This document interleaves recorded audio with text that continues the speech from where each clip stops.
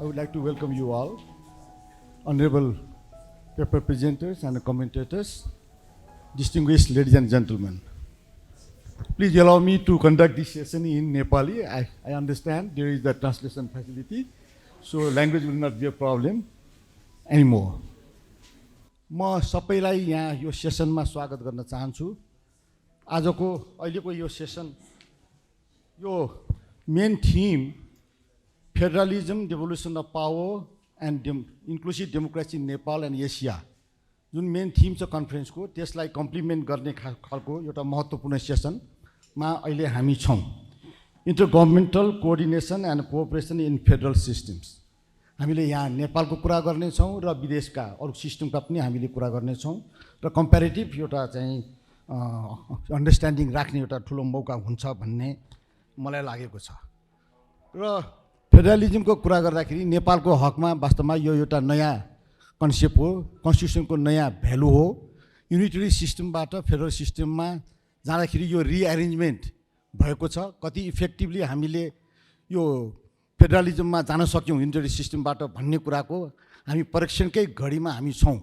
हाम्रो फेडरलिजम एउटा नेसेन्ट अवस्थामा छ, यसलाई म्याच्योर हुन समय लाग्नेछ। यो कन्टिन्युअस फेडरलाइजेसन भनेको कन्टिन्युअस प्रोसेस हो, एकै दिनमा हुन्छ भन्ने त छैन, तर यसलाई जतनले यसलाई सम्हाल्नुपर्ने र यो नरिस गर्नुपर्ने, नर्चर गर्नुपर्ने कुरा चाहिँ हो, त्यस्तो चाहिँ लाग्छ। र अहिलेको हालका हाम्रा पहिला दिनहरूमा हेर्दाखेरि हामी एउटा बम्पी राइडमा छौँ। धेरै समस्याहरू हामीसँग रहेको देखिन्छ। हामीले फेडरलिजममा जाँदाखेरि आश गरेका जुन किसिमको एउटा devolution of power up to the local लेभलमा गर्ने, यसमा चाहिँ सोभरेन पावरको एक्सर्साइज गरेको जुन एउटा अनुभूति स्थानीय तहसम्म गर्ने, quality of the services at the local level गर्ने, यो फेडरलिजमको डिभिडेन्डहरूलाई जनतामा चाहिँ पुर्याउने, इन्क्लुसिभिटीको अनुभूति दिलाउने, यी यावत कुराहरू हामीले फेडरलिजमसँग आश गरेर बसेका थियौँ। ती आशहरू पुरा गर्ने चरणमा हामी कति छौँ त्यसको समीक्षा गर्ने लेभलमा हामी छौँ। हाम्रो कन्स्टिट्युसनले कोअपरेटिभ फेडरलिजमलाई नै ध्यान दिएको छ, जसको बारेमा इनोग्रल सेसनमा प्रशस्त चर्चा भएको मैले पाएँ। यसलाई कोअपरेटिभ, कोअपरेसन, कोएक्जिस्टेन्स र कोअर्डिनेसन तीनटा प्रिन्सिपल्समा हाम्रो कोअपरेटिभ फेडरलिजम चाहिँ सर्भाइभ गरेको छ। यसले हाम्रो कन्स्टिट्युसनले तीनटा टियरको एउटा हाम्रो युनिक भन्नुपर्छ, 3 टियरको गभर्मेन्टलाई हाम्रो कन्स्टिट्युसनले व्यवस्था गरेको छ र devolution of power among the 3 tiers of government त्यहाँ हामीहरूसँग छ। र यसले यो गभर्मेन्टहरूको पावरको बारेमा क्लियर डिभिजन गरेको छ। कन्स्टिट्युसनमा स्केड्युलहरू छ, यसले चाहिँ आफ्नो चाहिँ गभर्मेन्टको एक्सक्लुसिभ जुरिस्डिक्सन, त्यसपछि कङ्क्रिट जुरिस्डिक्सन, यी कुराहरू व्यवस्था गरेको छ। रेभिन्यूको बारेमा पनि रेभिन्यू उठाउने अधिकार र त्यो रेभिन्यूमा सेयर गर्ने यो व्यवस्थाहरू पनि गरेको छ। हामीसँग फेडरल मिनिस्ट्री छ, यो चाहिँ natural resources and the fiscal कमिसनहरू छ, हामीसँग 3 तहका गभर्मेन्ट छ।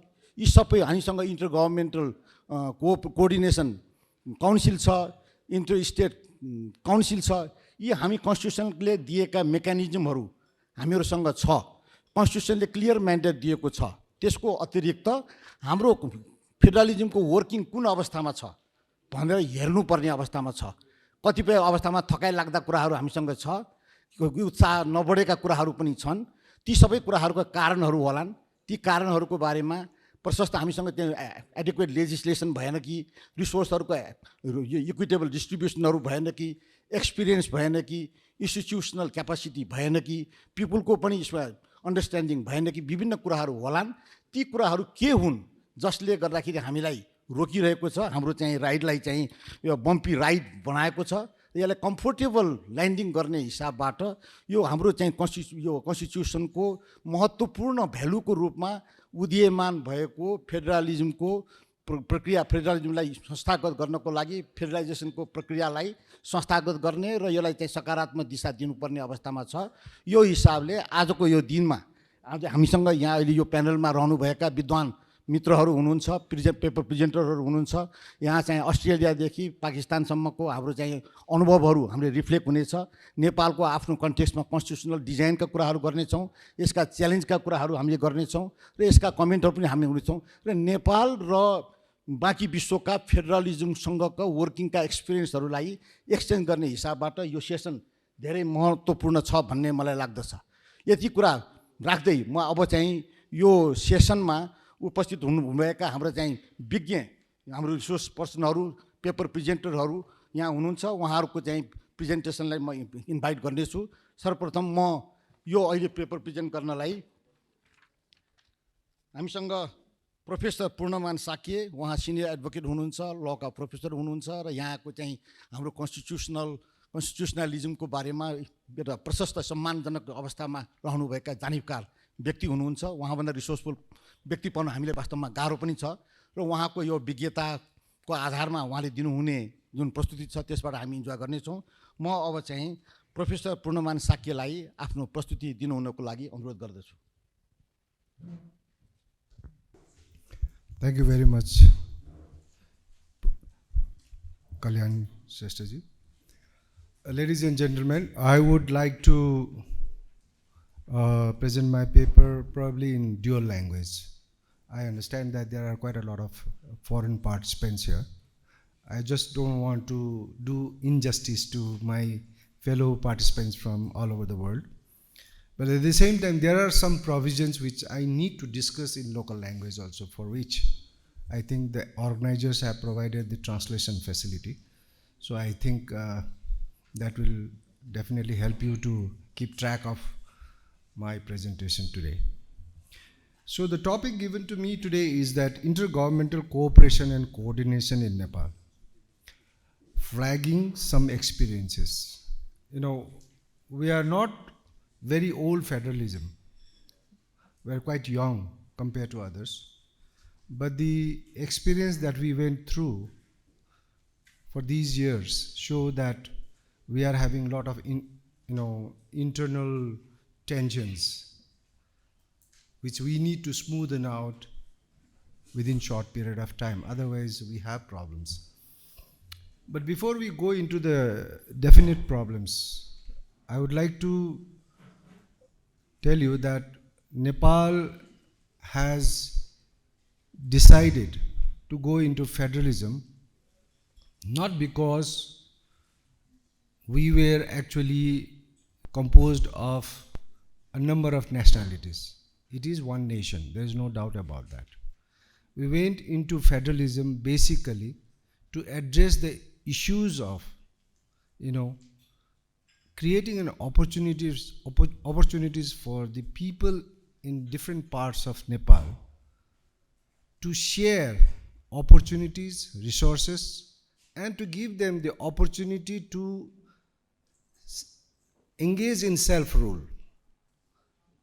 and basically to transform Nepal into a country where every section or different communities have the opportunity to develop a sense of ownership in the governance and a sense of ownership in the process of development, and also to give them the opportunity to participate in decision-making process which affect them directly.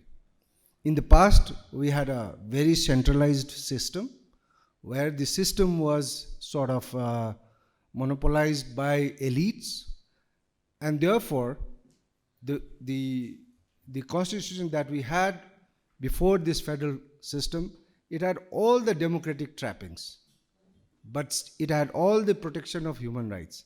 It had independence of judiciary. It had universal adult franchise. Despite of having all the best features of a democratic constitution, it could not survive because it could not address the major issues of, inclusion, devolution, and participation for other different communities which were still lagging behind in terms of education, economic development, and many other areas of participation. So, so our country went into federalism basically to strengthen our unity of the country. So we have to understand this. We were not independent states which came together to form a federal state. We were already a nation state. We went into federal arrangement to do away with some kind of dissatisfaction existing within the country of Nepal, and to give them the sense of ownership and to give them the opportunity to participate in the governance. So, in this perspective, our federalism created 7 provinces and around so many local governments. These units, there was a lot of debate as to what should be the basis of restructuring of the state. Once we finally decided that it should be based on caste neutral basis, we should have no complaint about strengthening federalism at any level. No community should have any complaint on federalism in Nepal because we have made it caste neutral. Now, having said that, now we created 3 levels of government: federal government, provincial government, and local governments. Now, in these 3 levels of government, I basically, when we divided the state power into these 3 tiers of government, we wanted to make it sure that the central government takes lead in mega project, national issues, international issues. And they would slowly, promote provincial governments to take over the functions which directly relate the day-to-day life of the people, like industry, agriculture, education, forestry, health, and law and order. These are the 6 major areas where we expected the federal government to enable the provincial government to take the responsibility. And these are the areas where we expected provincial government to provide the services to the people. And at the local level, they are always there to address the local issues. So, in this process, the major problems of, intergovernmental cooperation and coordination these are the issues. Once we divided the power and once we held the election to constitute these 3 tiers of government, the federal government has not given the kind of attention that it needs to give to properly monitor the proper division of power and exercise of the power. They are busy in their own, politics, and therefore there is a lot of gap. Now, you see that we already had the local governments in existence before federalism was created. We already had the central government. It was the provincial government which was a new entry into federalism. And it is for the federal government to do necessary homework to enable these provincial governments to play the effective role of filling up the gap between the local government and the federal government. So, this is a major problem, and there are 2-3 issues which needs to be addressed. One is that the kind of political party system that we have is not it's not helping us to really strengthen federalism at the province level, because the party system is totally centralized, and through party system they continue to control the decision making process at the province level also, even in the areas where constitution has clearly allocated the responsibility on the provinces. So the party system, as long as we have this centrally controlled party system, the provincial autonomy will be a sort of, it will be always a difficult thing to realize in federal Nepal. So that is one issue. And another issue is that I see is that we have, 2-3 major problems. One is that we have created 5 lists enlisting the areas of division of power among three tiers of government. We have exclusive lists and we have concurrent list. And the problem that I see is that there are two problems in this division of power. One is that the way we divided the power among these three tiers of government is that, though many important items were listed as an exclusive areas of jurisdiction for the provincial and local governments, but you find the same subject matter listed in concurrent list also. Thereby, it's central government always prevails over the provincial and local governments, even in the matters which are exclusively listed in their jurisdiction. If they decide to do that, that could be a problem, And another problem is that the provinces have, they have actually not dared to, they can legislate on concurrent matters and then can exert the power that they have been given, but they are not doing that. They don't have the confidence. They don't have to wait for the central government to legislate for them in concurrent matter. They can legislate themselves. That they have not done. This is a clear, gap or weakness that we have seen at the province level. And the reason why is because there is always a centralized control through party system over the provincial governments. Yes. So, we have problems. Basically, when we have a conflict among the three tiers of government in, division of power, the disputes can be resolved at the two levels. One is we have Interprovincial Council, National Coordination Committee. These non-legal, they are constitutionally created, legally created, but they basically deal with the political disputes. But on the division of powers, if there is any dispute, the matter has to ultimately end up in constitutional bench. In the constitutional bench, we have around 6 cases pending for years and they have not yet decided. The matters are pending in the constitutional bench. The disposal of the dispute between province and the federal government, or the local government and the federal government and the province government, these have to be properly disposed by the constitutional bench. That will set a precedent for these different levels of government to operate. Now, what I see is that major problem in Nepal is that the bureaucracy. The bureaucracy is still existing with the old mindset, and they are not willing to share the power. And therefore, the provinces are finding difficult to strengthen themselves, to exert power, and to fully, play the role of a provincial government.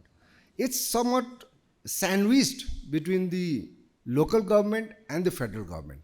Local governments are more confident than provincial governments because you will understand that local governments mechanism is based on presidential model. Once they are elected, their tenure is secured for 5 years. So they don't have to fear any kind of pressures from the federal or the provincial government. And they are also having better resources. But the provincial government, they have to take the pressures from both federal and the local governments. So time and again, it is, we can see the murmurs in the horizon, a political horizon, that these provincial governments have become a pendulum, and also they are just incurring the cost without delivering any values in the federal system, so they should be abolished. But I think this is a wrong concept. We have not really given the kind of resources, power, and the role which the provincial governments are to exercise. One glaring example is that our division of power gives law and order as a responsibility of the provinces, but they have not been given that power. The police remains under the control of the central government. Power to execute, power to prosecute the criminals remains with the central government, federal government. They are, virtually, working as an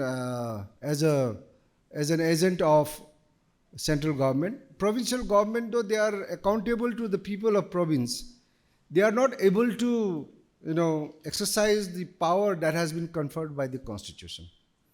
So these have to be, discussed. I think the nation needs to discuss what we can do about the provinces. You should not, we all should not keep quiet to keep it as it is. We understand that Nepal is, federalism is based on the desegregation, not aggregation. We are basically inspired by quasi-federal system of India, but we have our own needs and own peculiarities. So these are the issues. I would call upon the federal government should give some time to deliberate over these issues and develop some kind of they should allocate some resources, time and energy, or create some institutions to really properly monitor as to how to make these provinces an effective governments to fill up the gap that exists between the federal government and local government. So,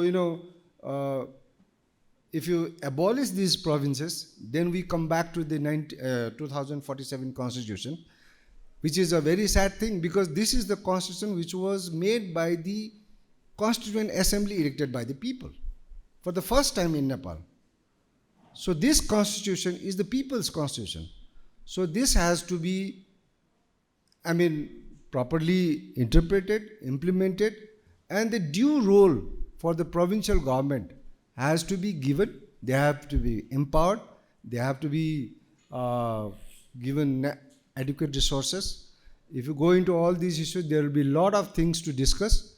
And I hope this will be taken seriously by the future governments, and our federalism will survive for many decades to come. Thank you very much.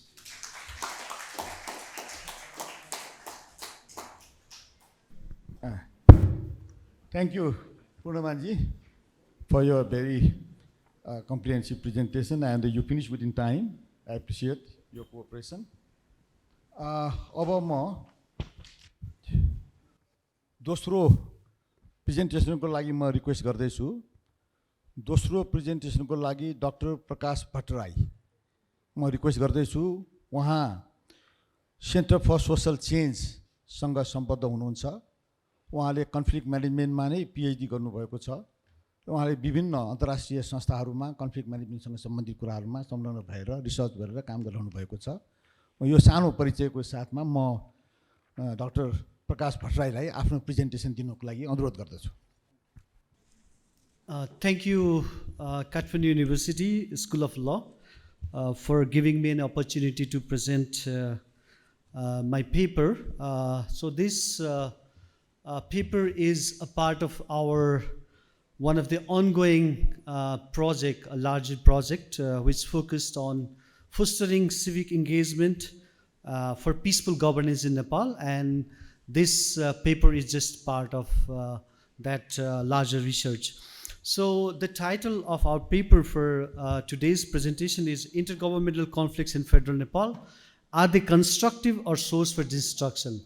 So we have, from this morning, we have heard a lot about federalism, challenges to federalism in Nepal and everything.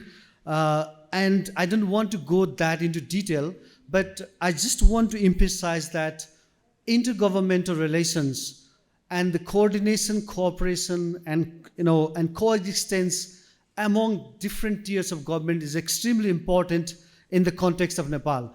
But the way it had to be discussed, next slide please, the way it had to be discussed, the way it had to be elaborated, and the way it had to be taken sincerely at the academic level, at the policy level, and at the political level, it has not been done, sincerely over the past, 6-7 years. So I think this platform is quite important to have that kind of discussions. So next slide, please.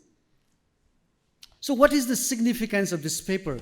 So we have basically identified that this paper is extremely important for various reasons. So one of the factors that we have tried to highlight is this paper examines the challenges and issues within the context of Nepal's relatively recent transition to federal system.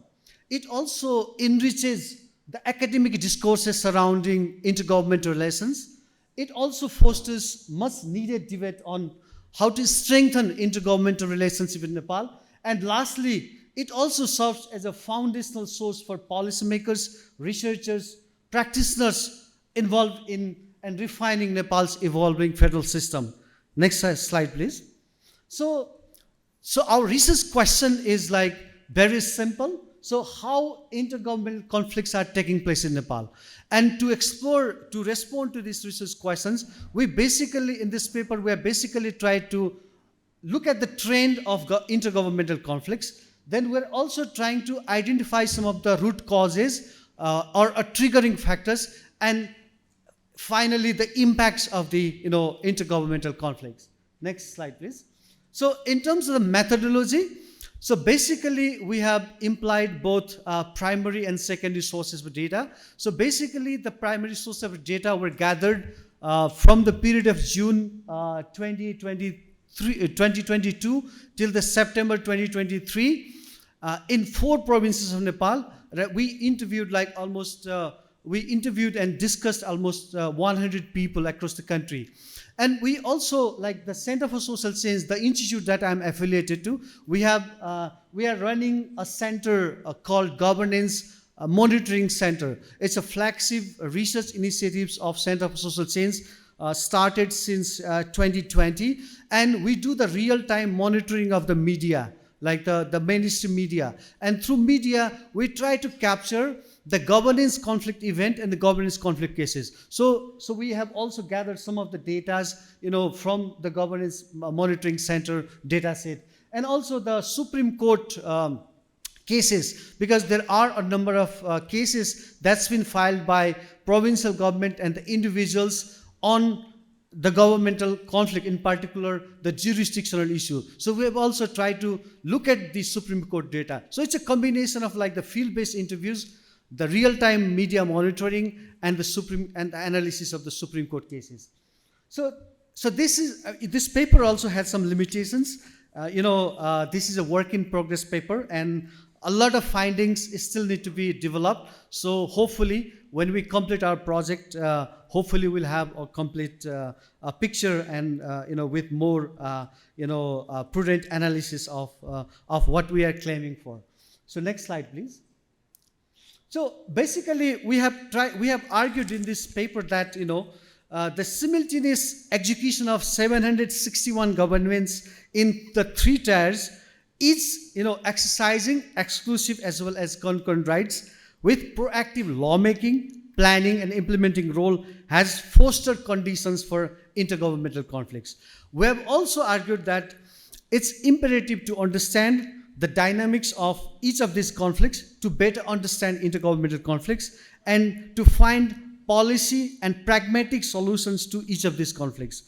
And we also argue that governance conflicts can potentially address by taking initiatives to formulate laws and policies that clearly define and implement the role of 3-tier of the government bodies as defined by the Constitution, for which the proactiveness of lawmaking, judicial, and relevant constitutional bodies is important. We also argue that the capacity of each actors to be ensured and enhanced be able to proficiently execute their design function. And substantial formal and informal dialogues are also necessary among policymakers and government authorities in different layers. Next slide, please. So these things has already been discussed, like what are the IGR mechanisms in Nepal. So the Constitution 2015 has a principle of this cooperation, coordination, and coexistence. And we also have some institutional arrangement to facilitate intergovernmental coordinations and manage intergovernmental conflicts. So the National Coordination Council, Provincial Coordination Council, Intergovernmental Fiscal Councils, and National Natural Resources and the Fiscal Commission. So all these, institutional arrangements are in place to facilitate and manage conflicts. Next slide, please. So what are our key findings and observations? So basically, we have tried to understand intergovernmental conflicts from 3 different levels. So one, we name it as a confrontational level conflicts that is based on our media monitoring results. And another one is the court-entered conflicts that is based on the court case analysis. And the third one is psychological level conflicts, which is based on our field observation and analysis. Next slide, please. So I just want to present some of the data. So basically, in the past 16 months, we have recorded almost 1,147 types of governance conflicts on different themes like political, development, ethno-cultural, and the natural resources, of which only 43 events are related to the intergovernmental conflicts. And those 43 events, based on the 25 intergovernmental conflict cases. That means out of 1,147 governance conflict that we have recorded, less than 1% are related to intergovernmental conflict.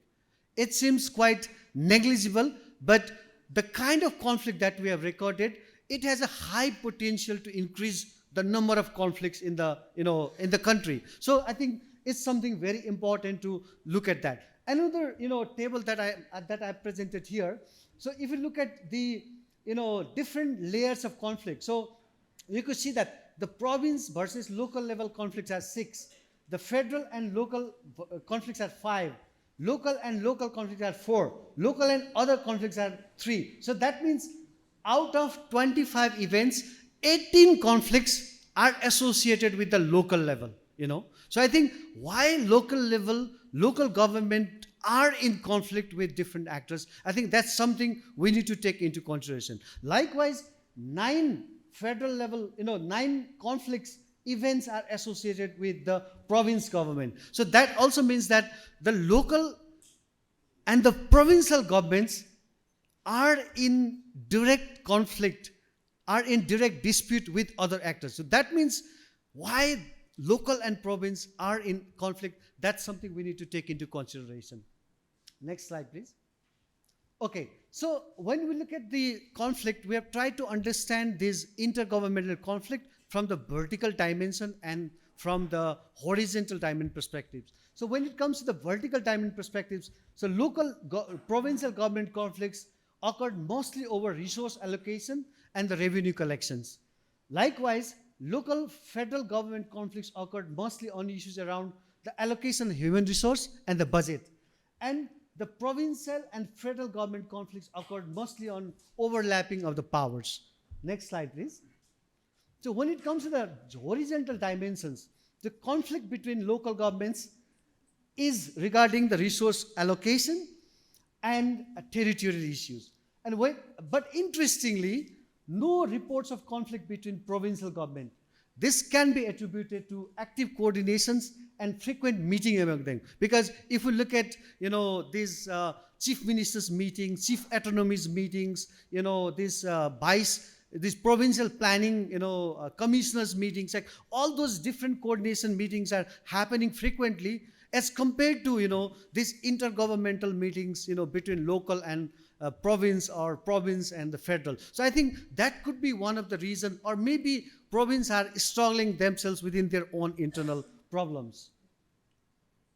Next slide. So in terms of the conflict files in Supreme Court, so we found that 301 cases in constitutional bench as per the report from the fiscal year 2078-79, of which 18 cases are settled and 200 cases are still remaining, still pending. And the constitutional bench, like, the fund reveals around 10 cases running in the court, and the 7 cases of them are filed by the Madhya province, against the federal government. And the 3 cases filed by the individual litigants on public interest litigations. So I just want to be very quick because I just have 5 more minutes. And interestingly, what we observe is that the jurisdictional issues, or other kind of issues, it's only the Madhya province that has been quite active to file cases against the federal government, whereas 6 other provinces are, giving a statement, a public statement that, federal government is not cooperative, blah, blah, blah. But like, they're not actually taking some kind of legal or kind of, policy step to, claim their rights and to solve these jurisdictional issues. And we also, observe that, this caseload of the constitutional bench and its inability to provide timely decision is also in questions, because it may delay the decision-making process, and the number of cases might be increasing. Whereas conflict at the psychological level, we observe that there is a strong sense of autonomy felt by the local government, because local government claim that we are the government. Even the ward claims that ward as a ward government, So the strong sense of autonomy that has seen among the local government bodies is something to be considered or to be discussed or to be managed. I think that's something very important.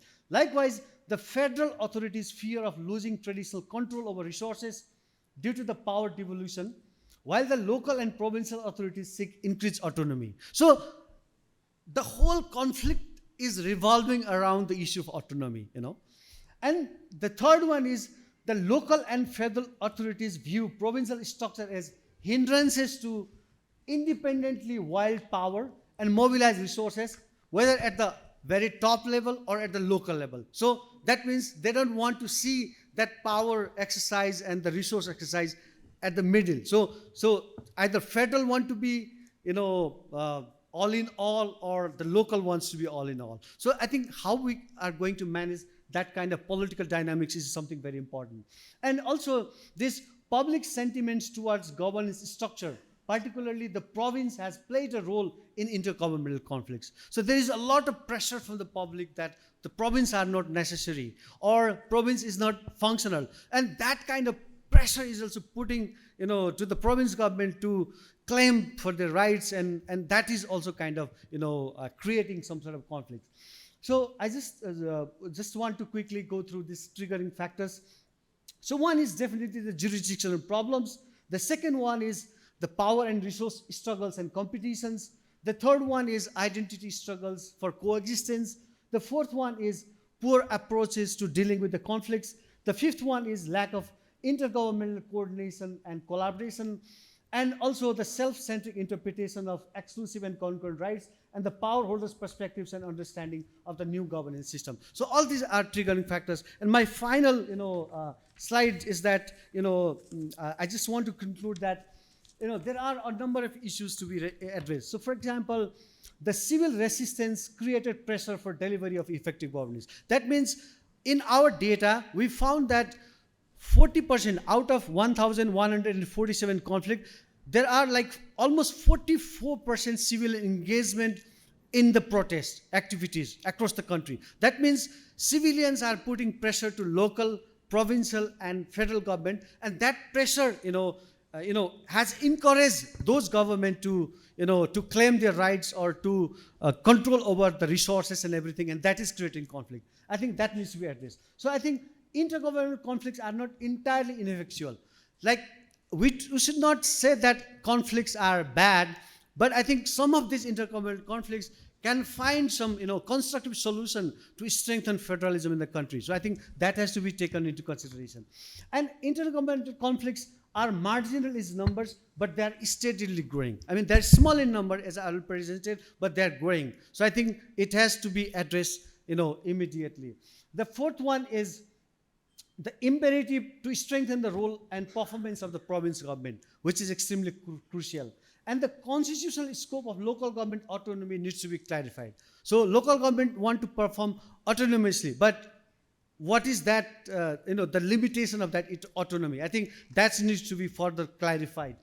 And also the equal and rightful resource allocation must be the government priority, because a lot of these conflicts are around the resource allocation, revenue generation, that has to be discussed. And the dialogue as an essential tool to foster intergovernmental coordination and the collaboration. And also, we should, do all these things, from the perspective of advancing peaceful governance, which is kind of missing. And the last but not least, the citizen engagement in governance process is vital, which has been quite weak at present. So thank you so much for listening to me, and I'm open for your questions as well. So thank you very much.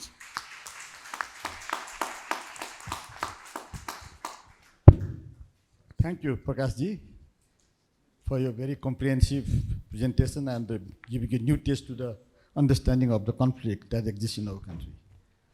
Now it is my honor to invite the third presenter. My third presenter will be Professor John Warhurst.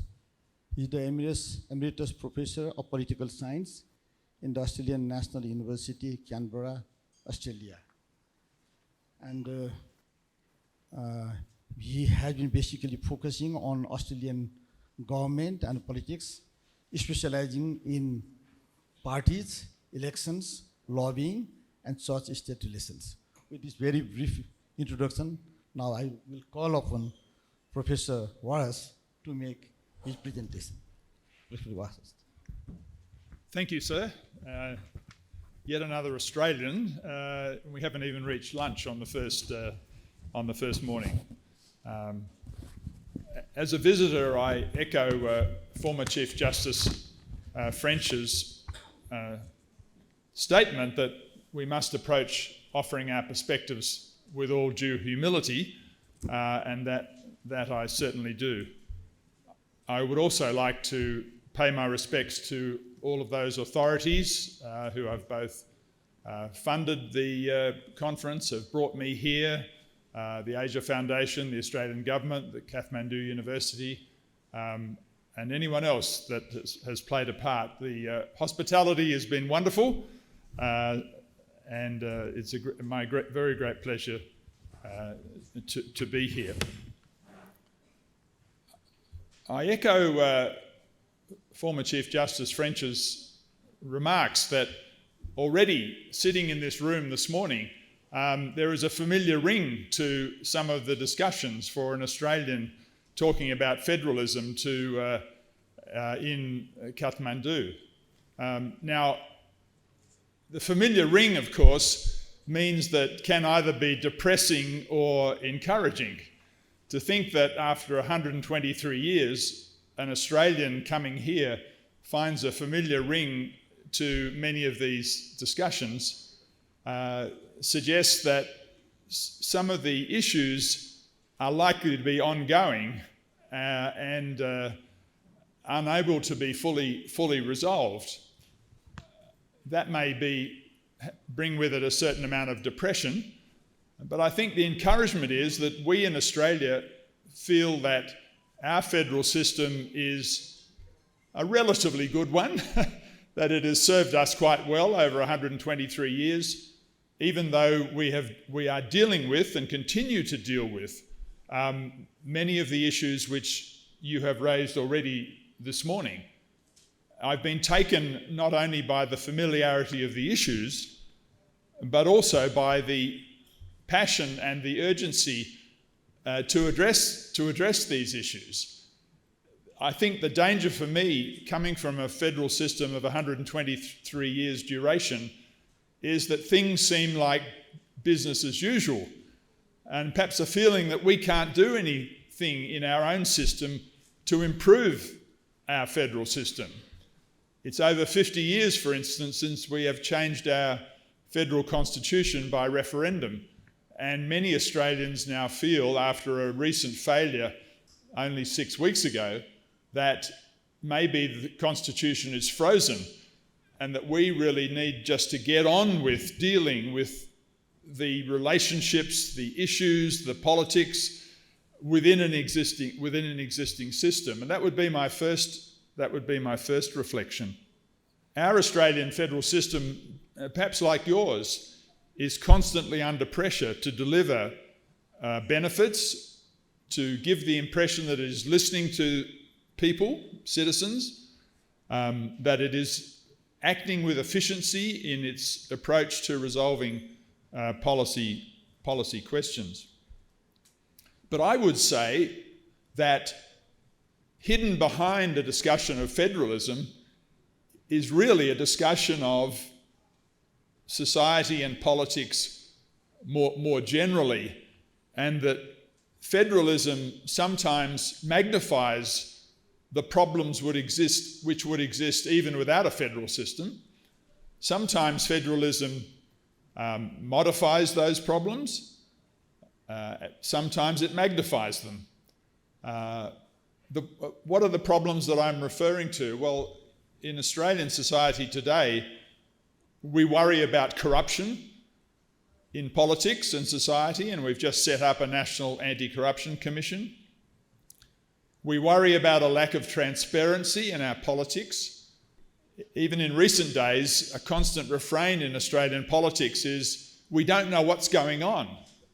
Our leaders are not communicating with us. We're not being given the information by which we can address and become involved in our politics. There's a widespread scepticism in our society, which may in fact have some echoes in your own society.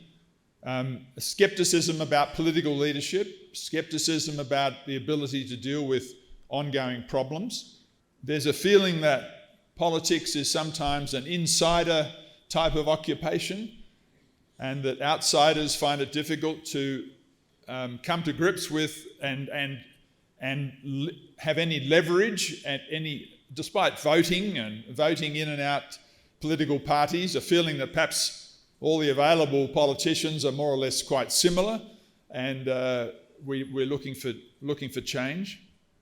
There's also a feeling that federalism perhaps and government in general leads to blame shifting, and that for citizens who want the solution to problems, blame shifting is not what they want to hear. They don't want to hear that it's someone else's responsibility. They want people to get on and deal with that responsibility. So all of these issues, and I think there are more, ones that I feel encompass our federal systems, and our federal systems work within them. And I'll come back to one particular example, the way in which Australia dealt with the recent COVID-19 pandemic, 2020, 21, 22, it really hasn't concluded. But I think that was a major challenge for the Australian federal system, and it showed the weaknesses as well as some of the strengths of the way our federal system works. Over 123 years, Australian federalism has not always been popular, and that's putting it mildly, but it certainly has been durable. There's now little serious elite inclination to introduce large-scale reform, although efforts have been made in the past. In my lifetime, which admittedly has been a pretty long one, there have been many, many attempts at new federalism. Political leaders come in again and again with attempts to reshape federalism, and yet many of the same problems remain. The federal system in Australia has survived wars, pandemics, natural disasters with mixed success, and those events have shaped federalism. We have, as Robert French mentioned, sometimes reshaped our federalism to deal with new circumstances. We did that during the COVID pandemic. We have rarely done this through formal constitutional change. That has generally proved too difficult for Australian federalism, although in our section 128 we have a referendum process to do so. But change has largely come about through judicial interpretation, and perhaps even more importantly, executive cooperation, relations between the levels of government trying to cope with particular problems. I think the benefits have been a certain flexibility to deal with regional differences, including economic and financial disparities. We may not have the cultural and ethnic differences within Australia that perhaps Nepal does, but to the extent that we do, and we do have them, I'm thinking particularly of Indigenous Australians, as well as the growing multicultural character of Australian society. These can, at its best, federalism can deal well with these issues. And of course, shaping economic disparities. I was born and bred in one of the smaller Australian states, South Australia, and I think South Australians probably have a chip on their shoulder that power always lies elsewhere. And I think that is a sense within a federal system that the existing economic disparities, the existing population disparities have a certain solidity to them, which greatly influences the way federal system works. And in fact, 2/3 of our federal politicians come from the two largest states, for instance, and it goes beyond belief that preponderance of numbers in our federal parliament wouldn't have an inclination towards centralisation, because that's the part of the country that these politicians know best. A third come from Victoria, a third come from New South Wales, the two largest states. And of course, their focus and their priorities tend to be on their own interests, their own ability to raise funds, and their own economic dominance within the federal system. But of course, the Australian federal system has been challenged over 123 years, and I'm sure there are and will be challenges within the federal system of Nepal. We've had threats of secession, that is, national unity being threatened by states which felt that their interests were better served by leaving the nation. We've had threats from parts of the country who wanted to set up new states and to break up the existing states, the feeling perhaps that 6 states is too small and that regions within big states have their own interests which might be better served by having their own governments. 5 minutes remaining already, I better get on with it. And also experiments with regional governments, that is, the feeling that there needs to be bigger entities between local government and states, that the difference between 6 and hundreds is too great, and that there may need to be regional government. All of these have failed because we haven't been able to reshape our federal system. I think one of the former Chief Justice French mentioned the importance of executive federalism and the relationships.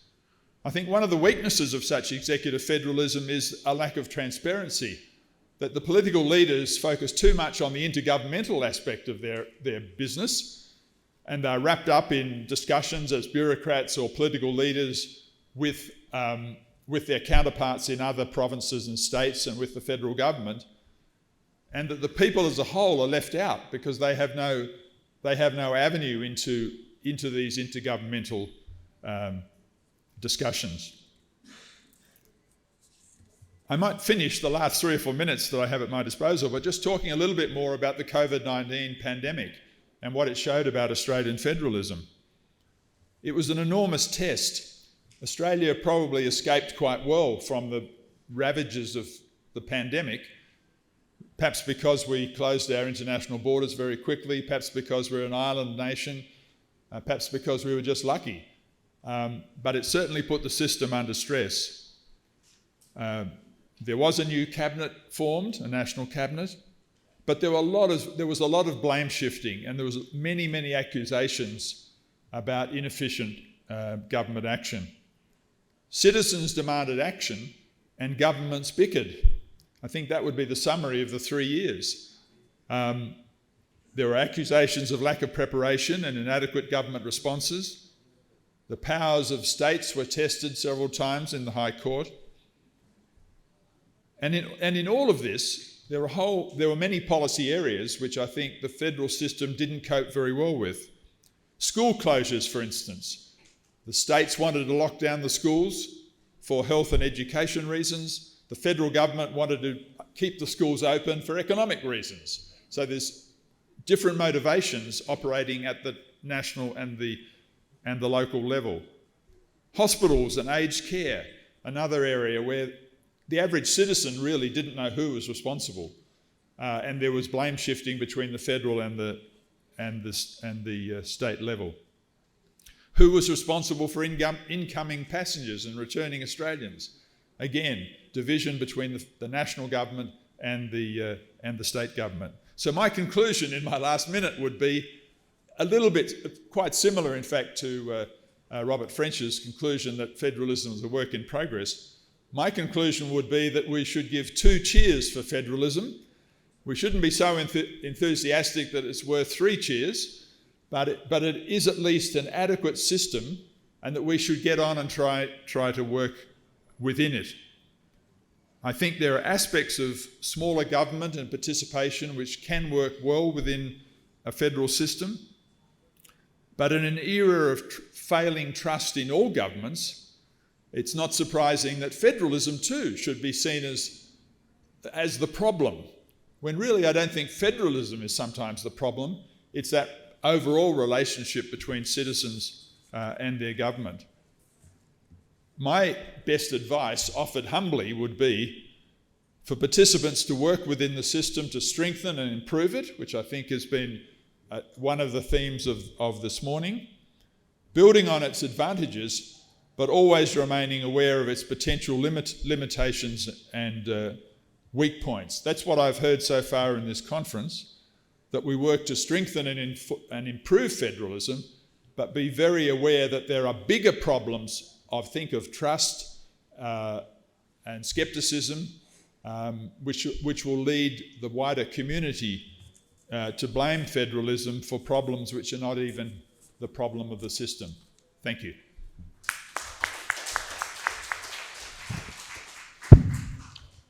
Thank you, Professor Warhurst. Very comprehensive presentation on reflecting the Australian working of the Australian federal system of government, highlighting the operation, benefits, and the limitations. That would be a very unique opportunity for Nepali people to understand the Australian context. हामीले 3 जना महत्त्वपूर्ण हाम्रो चाहिँ प्रस्तुतकर्ताहरूको प्रस्तुति सुनिसकेका छौं। यसको अब यसपछि हामीलाई बाँकी रहेको हाम्रो काम छ, यसमा हाम्रो कमेन्टेटरहरूको हाम्रो चाहिँ कुराहरू हामी सुन्न बाँकी छ।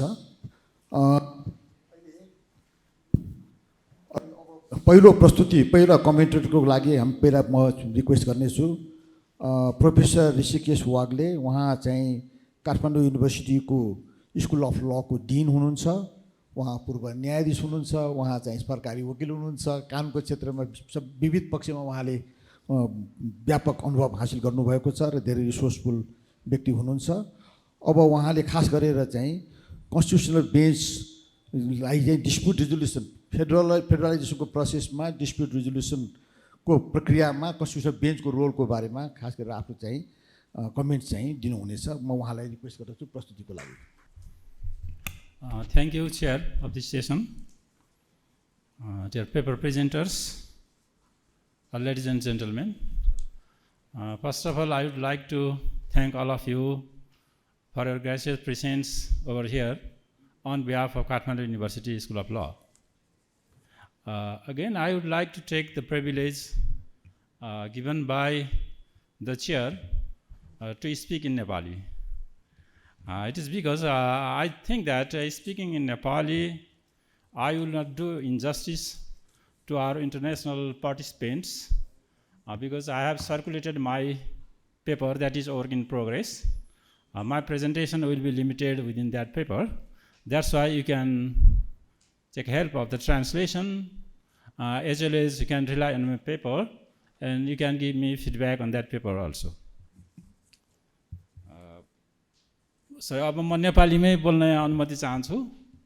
मलाई चेयरले अनुमति दिनुभएको छ र हामी अलि नेपाली भएको हुनाले अलिकति नेपालीमै बोल्दा अलिकति लाइभ हुन्छ भन्ने पनि उहाँको इच्छालाई पनि मैले रेस्पेक्ट गर्दै नेपालीमा म बोल्छु। र छोटो अब दुईटा प्रस्तुतिमा हाम्रो पेपरहरुमा आइसकेको छ। यो कन्स्टिट्युसनल कोडको पनि एउटा कोअर्डिनेसन र कोअपरेसनको पाटोमा मेन रोल छ भन्ने उहाँले हाइलाइट गर्नुभएको हुनाले किन म कन्स्टिट्युसनल कोड भन्ने कुरा त धेरै भन्दिनँ, तर कन्स्टिट्युसनल कोड कसरी इस्टाब्लिस भयो यो कुरा अब मैले पेपरमा डेटाहरू पनि छ, म त्यो डेटाहरूमा जान सक्दिनँ होला, तर मलाई केही चिज कसरी कन्स्टिट्युसनल कोड आयो र यो इभल्भ कसरी भइरहेको छ र whether it is in right direction or not र के उपायहरू हुनसक्छ भन्ने केही चिज मात्रै म छोटोमा राख्छु, टाइमको पनि लिमिटेसन छ। एउटा हामीले यो कसरी आयो भन्ने कुरालाई हेर्दा हाम्रो कन्स्टिट्युसनल बन्ने बेलामा दुईटा हाम्रा संविधान सभाका भएका कुराहरूलाई विचार गर्नै पर्ने हुन्छ। अब पहिलो संविधान सभामा विभिन्न किसिमबाट ओपन छलफल भएको थियो इस्युमा र एउटा एकदम र्याडिकल त नभनौँ स्कुल अफ थटमा के पनि थियो भने त्यो बेलासम्म पनि यो कन्स्टिट्युसनलको इन्टरप्रिटेसन गर्ने कुरालाई यो लेजिस्लेचरकै कुनै एउटा कमिटीलाई दिए हुने अन्यत्र भएको अभ्यासलाई अवलम्बन गर्दा पनि हुन्छ भन्ने स्कुल अफ थट पनि विचारमा आएको थियो। तर त्यसले पछि त्यति साइडलाइन हुँदै गयो र अल्टिमेटली पहिलो संविधान सभाको त्यो विषयगत समितिले 5 सदस्यीय संवैधानिक इजलास outside of the supreme court भनेर रिकमेन्ड गरेको थियो, तर त्यो पहिलो संविधान सभाले संविधानको ड्राफ्टलाई एडप्ट गर्न नसकेको कारणबाट दोस्रो संविधान सभामा पनि यो विषय पुनः छलफलमा आयो र पुनः छलफलमा आइसकेपछि यो तै पनि डिरेक्सन कहाँ पुगेको थियो भने संवैधानिक इजलासमै जाने भन्ने डिरेक्सनमा यो गएको थियो र धेरै डकुमेन्टेड भएको हिस्ट्री हामीलाई पाउन अलिकति गाह्रो छ। हाम्रो कुरा छलफल भएको धेरै पाउँछौँ, फर्मल डकुमेन्टेसन भएको अलिक कम छ। तैपनि त्यतिखेरका मेन पोलिटिकल पार्टीहरूले कन्स्टिट्युसनल बेन्च कोर्टमै जाने, कन्स्टिट्युसनल कोर्टको स्ट्रक्चरमा एउटा अध्यक्ष हुने र 2 जना सर्वोच्च अदालतका न्यायाधीशहरू सिनियर मोस्ट न्यायाधीशहरूबाट अथवा 2 जना बाहिरको मान्छेहरू बसेर इन्डिपेन्डेन्ट किसिमको कन्स्टिट्युसनल कोर्ट हुने भन्ने डिबेट आएको थियो।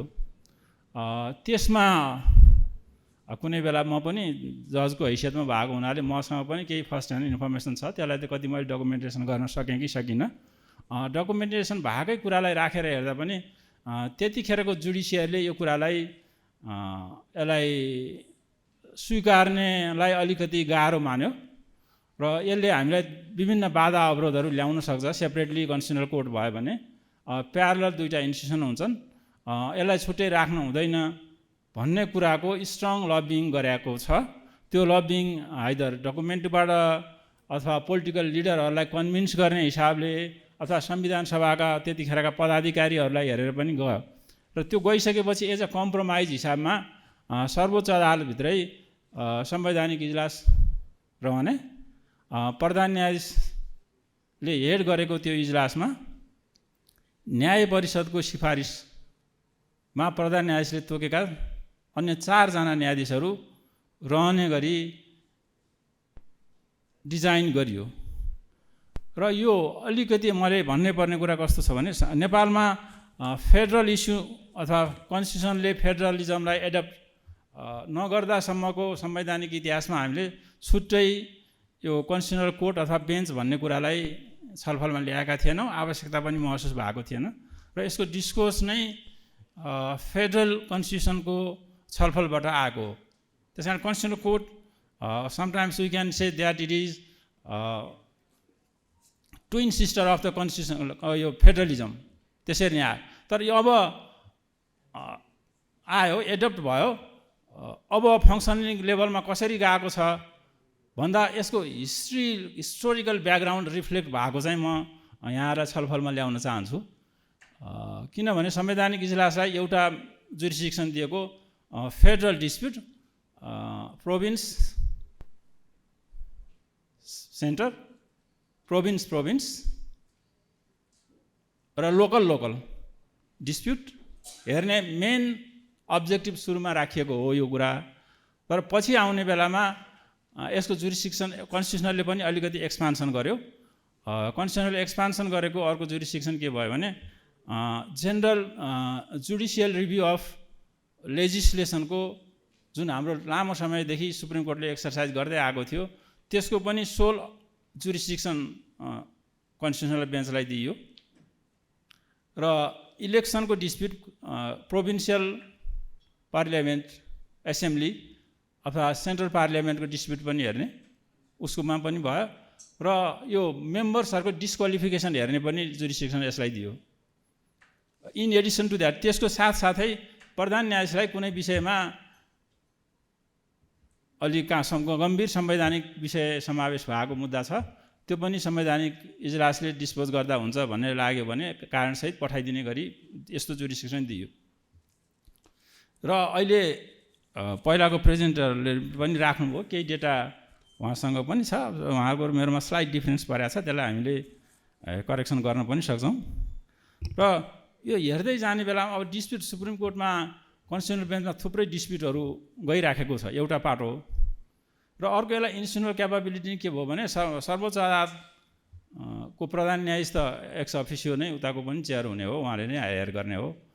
तर 4 जना न्यायाधीशहरूलाई तोक्ने भन्ने विषयमा पहिलोपटक तोकियो र बेन्चले फङ्सन गर्यो र फर्चुनेटली कल्याण सिमान यहीँ हुनुहुन्छ, उहाँको पालासम्म कन्स्टिट्युसनल बेन्चले काम गर्यो। कल्याण सिमान रिटायर हुनु भइसकेपछि नेक्स्ट चिफ जस्टिसको पालामा उहाँको अवधिभरि संवैधानिक परिषदले यो न्याय परिषदले अरू न्यायाधीश सिफारिस नगरिदिया हुनाले कन्स्टिट्युसनल बेन्चको गठन हुन नै सकेन। यसको लेजिटिमेसीको लागि भयङ्कर ठुलो क्राइसिस त्यहाँबाट इस्टाब्लिस भएको छ। इन्स्टिट्युसनलाइज हुन सकेन त्यो इन्स्टिट्युसन। र कस्तो हाम्रो डिफ्रेन्ट पोजिसन छ भने त्यो न्याय परिषदको अध्यक्ष पनि प्रधान न्यायाधीश नै हो, यताको चिफ जस्टिस आफू छँदैछ, उसले आफूले कन्भिन्स गर्न नसकेर अथवा गर्न नभ्याएर अथवा के कारण भयो documented always I say that हामीसँग डकुमेन्टेड कुरा अलिक गाह्रो छ। अब उहाँको पालाभरि नै हुन सकेन। अब प्रधान न्यायाधीशले पनि अब उताको चेयर पनि भएको हुनाले मैले गर्न सकिनँ भनेर रेस्पोन्सिबिलिटी पनि लिनु परेन, मिलेन। र यता आइसकेको हुनाले यसको इन्स्टिट्युसनल क्राइसिस त्यहाँनिर छ। मलाई अलिकति टाइम लिमिटेसन भएको हुनाले एउटा क्राइसिस त्यहाँबाट बेहोरियो।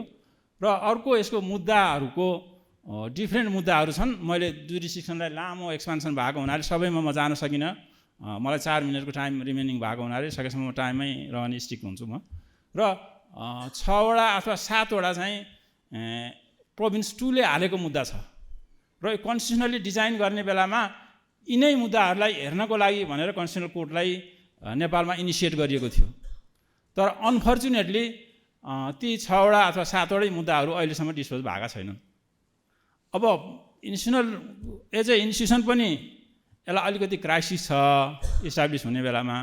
तर जुन प्रयोजनको लागि यो इस्टाब्लिस भएको थियो फेडरल डिस्प्युट हेर्नको लागि भनेर, फेडरल डिस्प्युट हेर्नलाई ठिक छ, दे आर ओभरलोडेड, लामो समय लागेको छ, धेरै मुद्दाहरू पनि आइपुगेका छन्। त्यो जुरिस्डिक्सनको कुरालाई हामीले छलफलै गर्न सक्छौँ। तर एज अब हामी फर्दर मैले अझै मेरो कन्क्लुजन भन्दा पनि मेरो फर्दर रिसर्चको एरिया अथवा हामीले फाइन्ड आउट गर्नुपर्ने यो डिस्प्युट रिजोल्युसनको लागि भने सुप्रिम कोर्टले 6 वटै मुद्दालाई हेर्न नभ्याएको टाइमले चाहिँ होइन भन्ने मेरो कन्क्लुजन छ। टाइमले चाहिँ नभ्याएको होइन यो कन्स्टिट्युसनल बेन्चले हेर्नलाई। कन्स्टिट्युसनल बेन्चले कति मुद्दाहरूलाई एकदम प्रम्प्टली पनि गरेको छ। बिहान जस्टिस भट्टराईले पनि भनिराख्नुभयो 2 पटक हाउस डिसोल्युसन भएको कुरालाई एकदम प्रम्प्टली रिजल्भ गर्यो। अस्ति कोशीको सरकार बनाउने कुरालाई पनि 2 times it very I praise it. अब कन्टेन्टमा त प्रेज गर्ने नगर्ने भन्ने कुरा आफ्नै छ, तर प्रोसेसमा आई डु हाइली प्रेज गर्छु। तर सबभन्दा पहिला प्रदेश नम्बर 2ले हालेको सागरनाथ वनको त्यो परियोजनाको मुद्दा थियो। त्यो मुद्दामा सबै बहस सकिएर बहस नोट पेश गरेर पनि सर्वोच्च अदालतमा फैसला भएको छैन। अरू मुद्दाहरू बढ्दै गएका छन्। अस्ति भर्खर प्रदेश नम्बर 2ले पनि मुद्दा हालेको छ। अब एउटा एक्सेप्सन भनौँ न, सधैँ प्रदेश 2 मात्रै किन आयो होला भन्नेमा प्रदेश पनि आएको छ 2। तर अब फेरि हामीले फेडरलिजमको कुरामा के चाहिँ बिर्सनुहुन्न भने यो नेपालमा फेडरलिजम चाहिन्छ भनेर लङ हिस्ट्री गर्ने रिजन पनि 2 नै हो नि। 2ले नै खोजेको हो, अन्त पनि आयो, अरूले खोजेको होइन भन्ने कुरामा म भन्दिनँ। तर उसले कन्स्टिट्युसनल बमोजिम मेरो फेडरल डिस्प्युट छ, it is legal end constitutional dispute भनेर संविधान बमोजिम डिजाइन भएको इन्स्टिट्युसनमा हामीले ल्याउँदा त्यो इन्स्टिट्युसनले टाइमली प्रम्प्टली त्यसलाई रिजल्भ गर्न सकेन भने फेडरलिजमको यो विलमा गियर लगाउनु गरेको इन्स्टिट्युसनले अदरवाइज कहिलेकाहीँ यसलाई एक्सिडेन्टमा लान्छ कि भन्ने कुरा चाहिँ हामीले विचार गर्नुपर्ने अवस्था छ। अब यो किन भएन होला भन्ने कुरा अब म अलिकति कन्क्लुजिभ मेरो ओपिनियन चाहिँ यसमा हुन सक्दैन, तर 2-3टा कुरामा म के भन्न सक्छु भने हाम्रो जुडिसियरीले जुन लिगेसी लिएर आएको छ त्यो लिगेसीकै कारण हो यो। I don't blame this boy or this जज। लिगेसी के छ भने हाम्रो कन्स्टिट्युसनले कानुन बमोजिम पार्लियामेन्टले बनाएको कानुन संविधान बमोजिम छ कि छैन भनेर टेस्ट गर्ने सर्टेन प्र्याक्टिसहरू डेभलप गरिसकेका छ, रोबस्ट जुरिस्प्रुडेन्स डेभलप गरेका छ। त्यसैमा टेकेर मैले यहाँ पेपरमै राखेको छु 6वटा कि 7वटा कानुनलाई संविधान विपरीत भयो भनेर अल्ट्रा भाइरस डिक्लेयर गर्यो। अनि यो legislative action judicial review of यो एडमिनिस्ट्रेटिभ एक्सन गर्ने पनि लामो ट्राडिसन छ। त्यही ट्राडिसन अन्तर्गत हाउस डिस्ट्रिब्युसनका केस अरू केस पनि रिजल्भ गरेको छ। तर अब फेडरल डिस्ट्रिक्टमा जान somewhere there is hesitation within the judiciary. त्यो जुडिसियरीमा हेजिटेसन छ। त्यो हेजिटेसन के कारणबाट आयो होला? एउटा त मैले भनिहालेँ यो लिगेसी छैन, यसलाई कसरी जे चिज पनि हामी चाहिँ अनचार्टर वाटरमा जान त गाह्रो मान्छौँ नि। अब अनचार्टर हो, अनचार्टरको रिस्क पोटेन्सियल के छ भने हामी अलवेज जुडिसियरीमा बसेका मान्छे र बाहिरका मान्छेले पनि यो पोलिटिकल इस्यु आयो भने यसमा अलिकति डिफर गर्नुपर्छ भन्नेमा।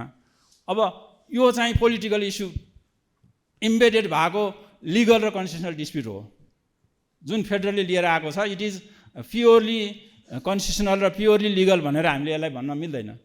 त्यस कारणले यो हेजिटेसन छ जुडिसियरीमा र यसलाई कसरी सुधार गर्न सकिन्छ भन्ने विषय चाहिँ छलफलको एजेन्डा हो। Maybe other factors contributing for not disposal of this cases, but one of the factor is हाम्रो लिगेसीमा छैन, जुडिसियरी अलिकति हेजिटेन्ट छ र यसले कहिलेकाहीँ पोलिटिकल्ली जुडिसियरी म्यानिपुलेट भयो भन्ने अब्जस बोक्न पर्छ कि भन्ने कुरा पनि बाँकी छ।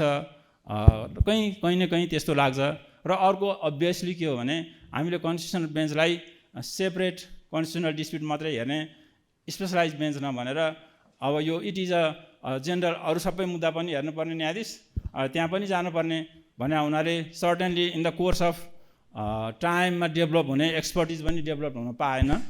त्यो अपोइन्टमेन्टको प्रोसेसदेखि नै त्यो हुन सकेन, त्यो कारण पनि हो। र तर यसका जुन डिजाइन गर्दाको अब्जेक्टिभ थियो त्यो अब्जेक्टिभलाई सही दिशामा लैजानलाई यो कन्स्टिट्युसनल बेन्च त्यति सक्सेसफुल्ली अगाडि बढेको छ भन्ने मलाई लाग्दैन।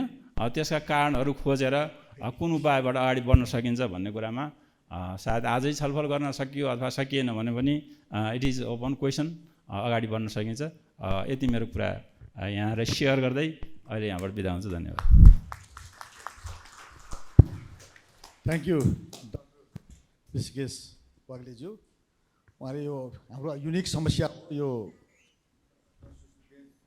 कुरा र कन्फ्लिक्टको रिजल्युसनको कुरा चाहिँ युनिक प्रब्लम हो, तपाईँले हाइलाइट गर्नुभयो, धन्यवाद छ तपाईँलाई। Now I would like to introduce Dr.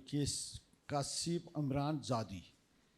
He is the Director and the Dean of the University of Management and Technology, School of Law and Policy, Lahore, Pakistan. I would like to make his comments. Thank you. Thank you so much. First of all, it is a matter of great pleasure and honor for me to be here. It is my first time in Nepal, and I hope that it will not be the last time. And I am really very much thankful to the conference team, especially Professor Bipin, his hospitality, his reception for us, and Dean School of Law, Kathmandu University, and the Vice Chancellor of this university, Professor Thapa, as well. I am very much impressed by their receptions and their arrangements. They have done all this. I know the time constraints, and I am the last person and last speaker here, and I think the lunch is already ready, and it is my responsibility to conclude my talk within time and shortly, and I will try my level best to not be in a hurdle with you and lunch.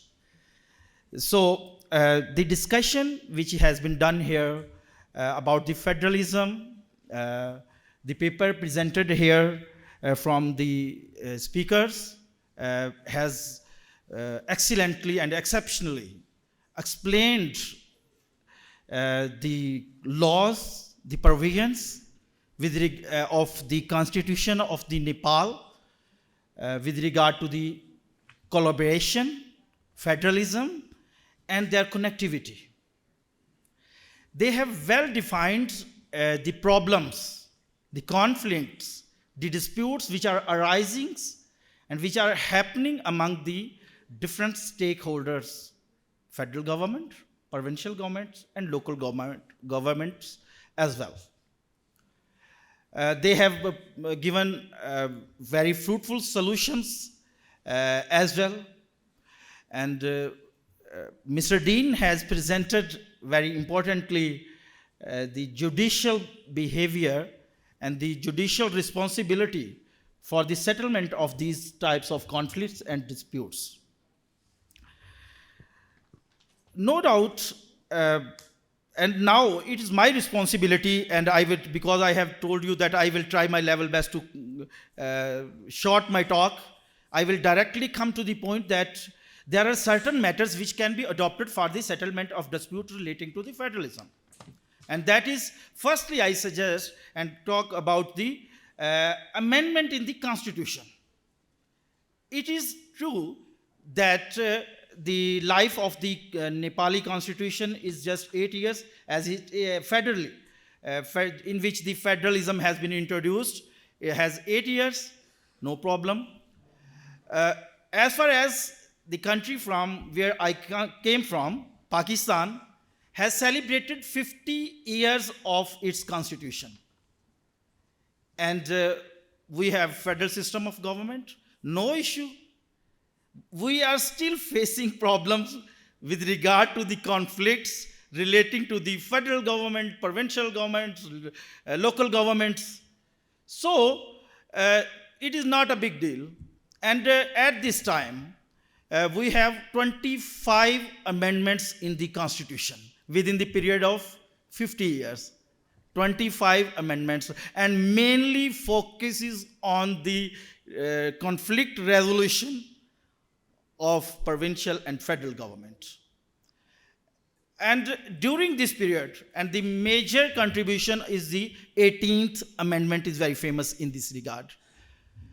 During this period, we have observed that different committees, as I have observed during the paper presentations, that there are different types of committees has been already constituted for the settlement of federal conflicts. The same process we have already followed. There are a lot of committees which have been constituted in Pakistan for the settlement of these conflicts, and these committees tried their level best to console the things. Furthermore, the main committee which is currently working and constitutionally introduced by the 18th amendment is the Council of Common Interest. And it is headed by the Prime Minister of Pakistan. And all the chief ministers of the provinces are the member of that committee. And the situation is that we don't have even meetings of that committee from last 5 years. It is natural phenomena. It is natural phenomena that federal government always tried level best to be dominated over the provinces and the things. And it is done through ministers, through ministries. So I think the situation is not very much different, but the constitutional amendment can redress. And if we observe the history, United States have their constitution and they have amendments, and major amendments were done in the initial years. So, amendment in the constitution is a good way to have redressal of these types of conflicts. Secondly, the role of the Supreme Court and higher judiciary is very much important in this regard. And I am very happy to read that in the Nepali constitution, there is very much clarity in this regard, and 5 judges bench is constituted, which includes the Chief Justice as well. So these provisions are will be very much fruitful in future for redressing these types of disputes. My concern is very much different. All these things are what purpose? Constitution, states, rules, regulations are for what purposes actually? Actually, these things are for the people, for the public, so that they can get their bread and butter, they can get education, they can get health issues to be resolved, they can get the basic facilities of life, so they can spend a good life. They must have the right of life, and how these things can be provided. These things cannot be provided without the equal distributions of assets, resources. If one of the government, federal government, will hold all these things, it will be impossible for the people to get all these things equally. The only way is the distribution of assets and sources, and which cannot be done without federalism, without a strong federalistic approach constitution, without good and better judgments. So the main thing, and it is not issue, the constitution is very new of the Nepal government, state of the Nepal. I trust that if the federalism will be promoted here, federal system will be implemented in its true spirit, everyone will get their share and there will be no dispute. I hope with these words, I would love to conclude my speech. I would love to, I know, that's why I am going to conclude it. Equal distribution of assets can only be done through good federalism. Thank you so much for listening me. Thank you so much for inviting me, Professor Vipin, and thank you so much, Kathmandu University School of Law, for providing me this opportunity to be here. Thanks a lot.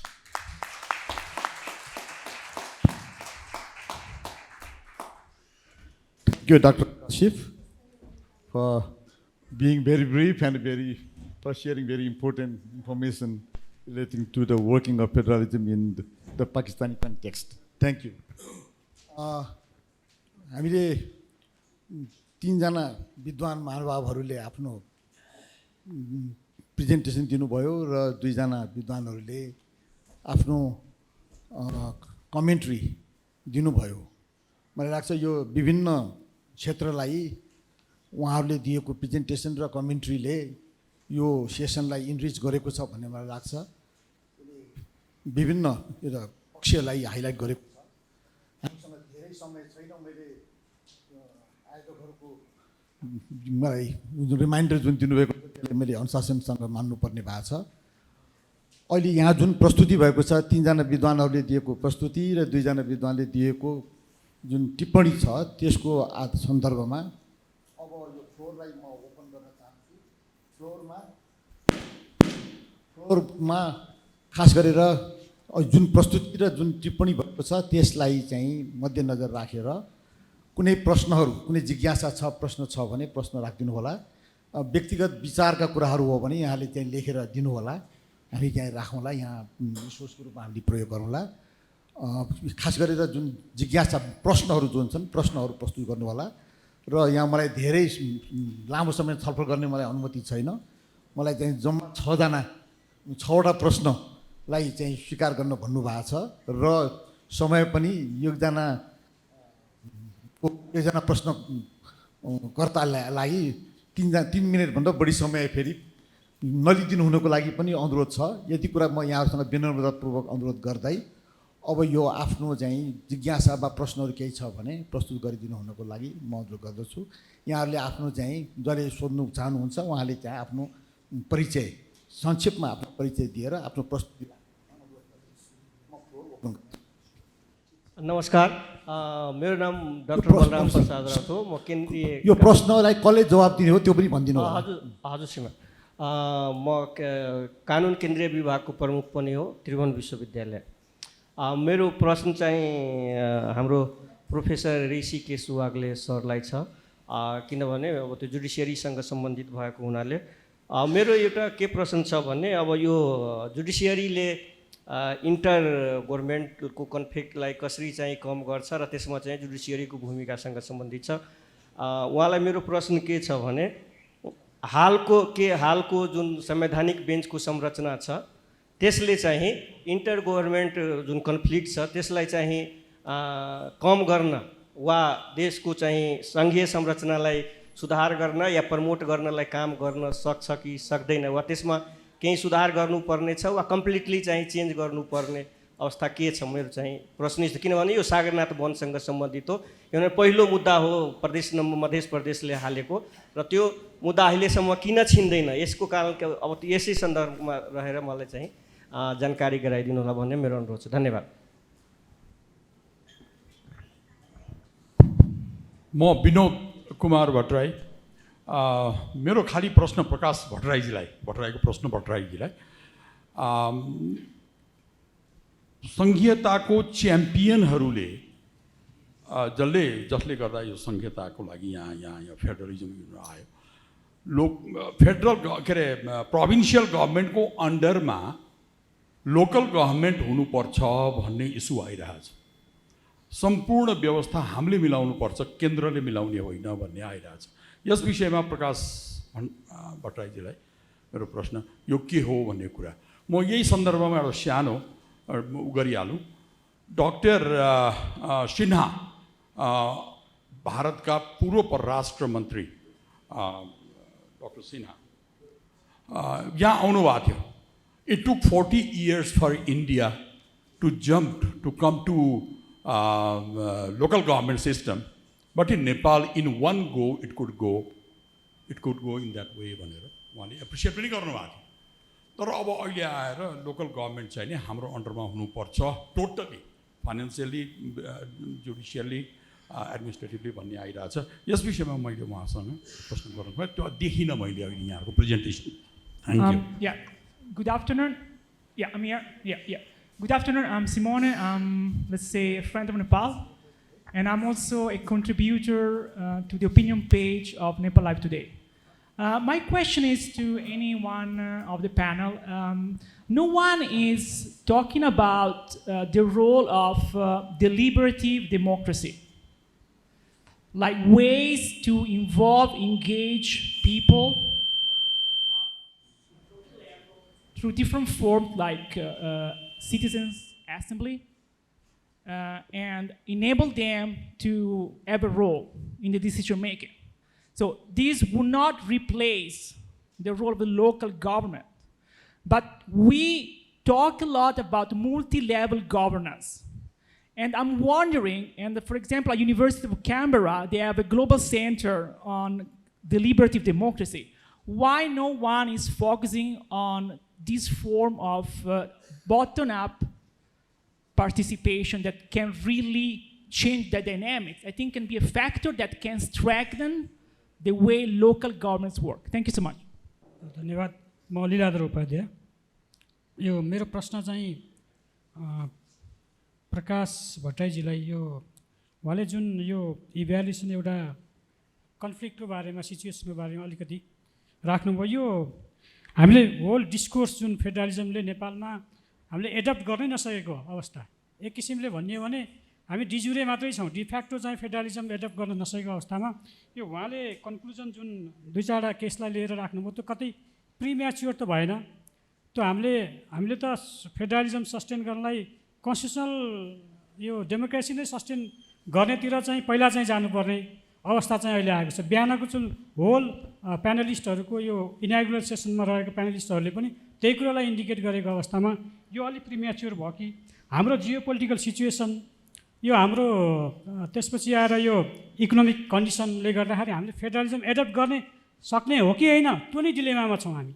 त्यो अवस्थामा यो case analysis अथवा यो अलि प्रिम्याच्योर भयो कि भन्ने मेरो धारणा हो। धन्यवाद। Namaste. I am Badri Manandar from Helvetas, Nepal, and my question goes to Professor Purna Shakya. Although he has touched upon the issue of federal dominance in his presentation, I think that because of constitutional as well as legal supremacy and residual power, there is a clear dominance of federal government over sub-national government. So don't you think that federal dominance is a major bottleneck in an effective and meaningful intergovernmental coordination and cooperation? If so, how can this dominance be diluted? Thank you. Okay, I'll ask the question. Namaste, म अमिना सिंह, काठमाडौँ विश्वविद्यालयमा adjunct faculty, Nepal विश्वविद्यालयको पूर्वाधार विकास तयारी समितिको सदस्य पनि। मेरो प्रश्न चाहिँ हाम्रो प्रकाश भट्टराईजीलाई छ। उहाँले हुन त आफ्नो चाहिँ रिसर्चको प्रस्तुति गर्दाखेरि हामी अलिकति प्रिलिमिनरी नै भन्नुभएको थियो उहाँले, हैन?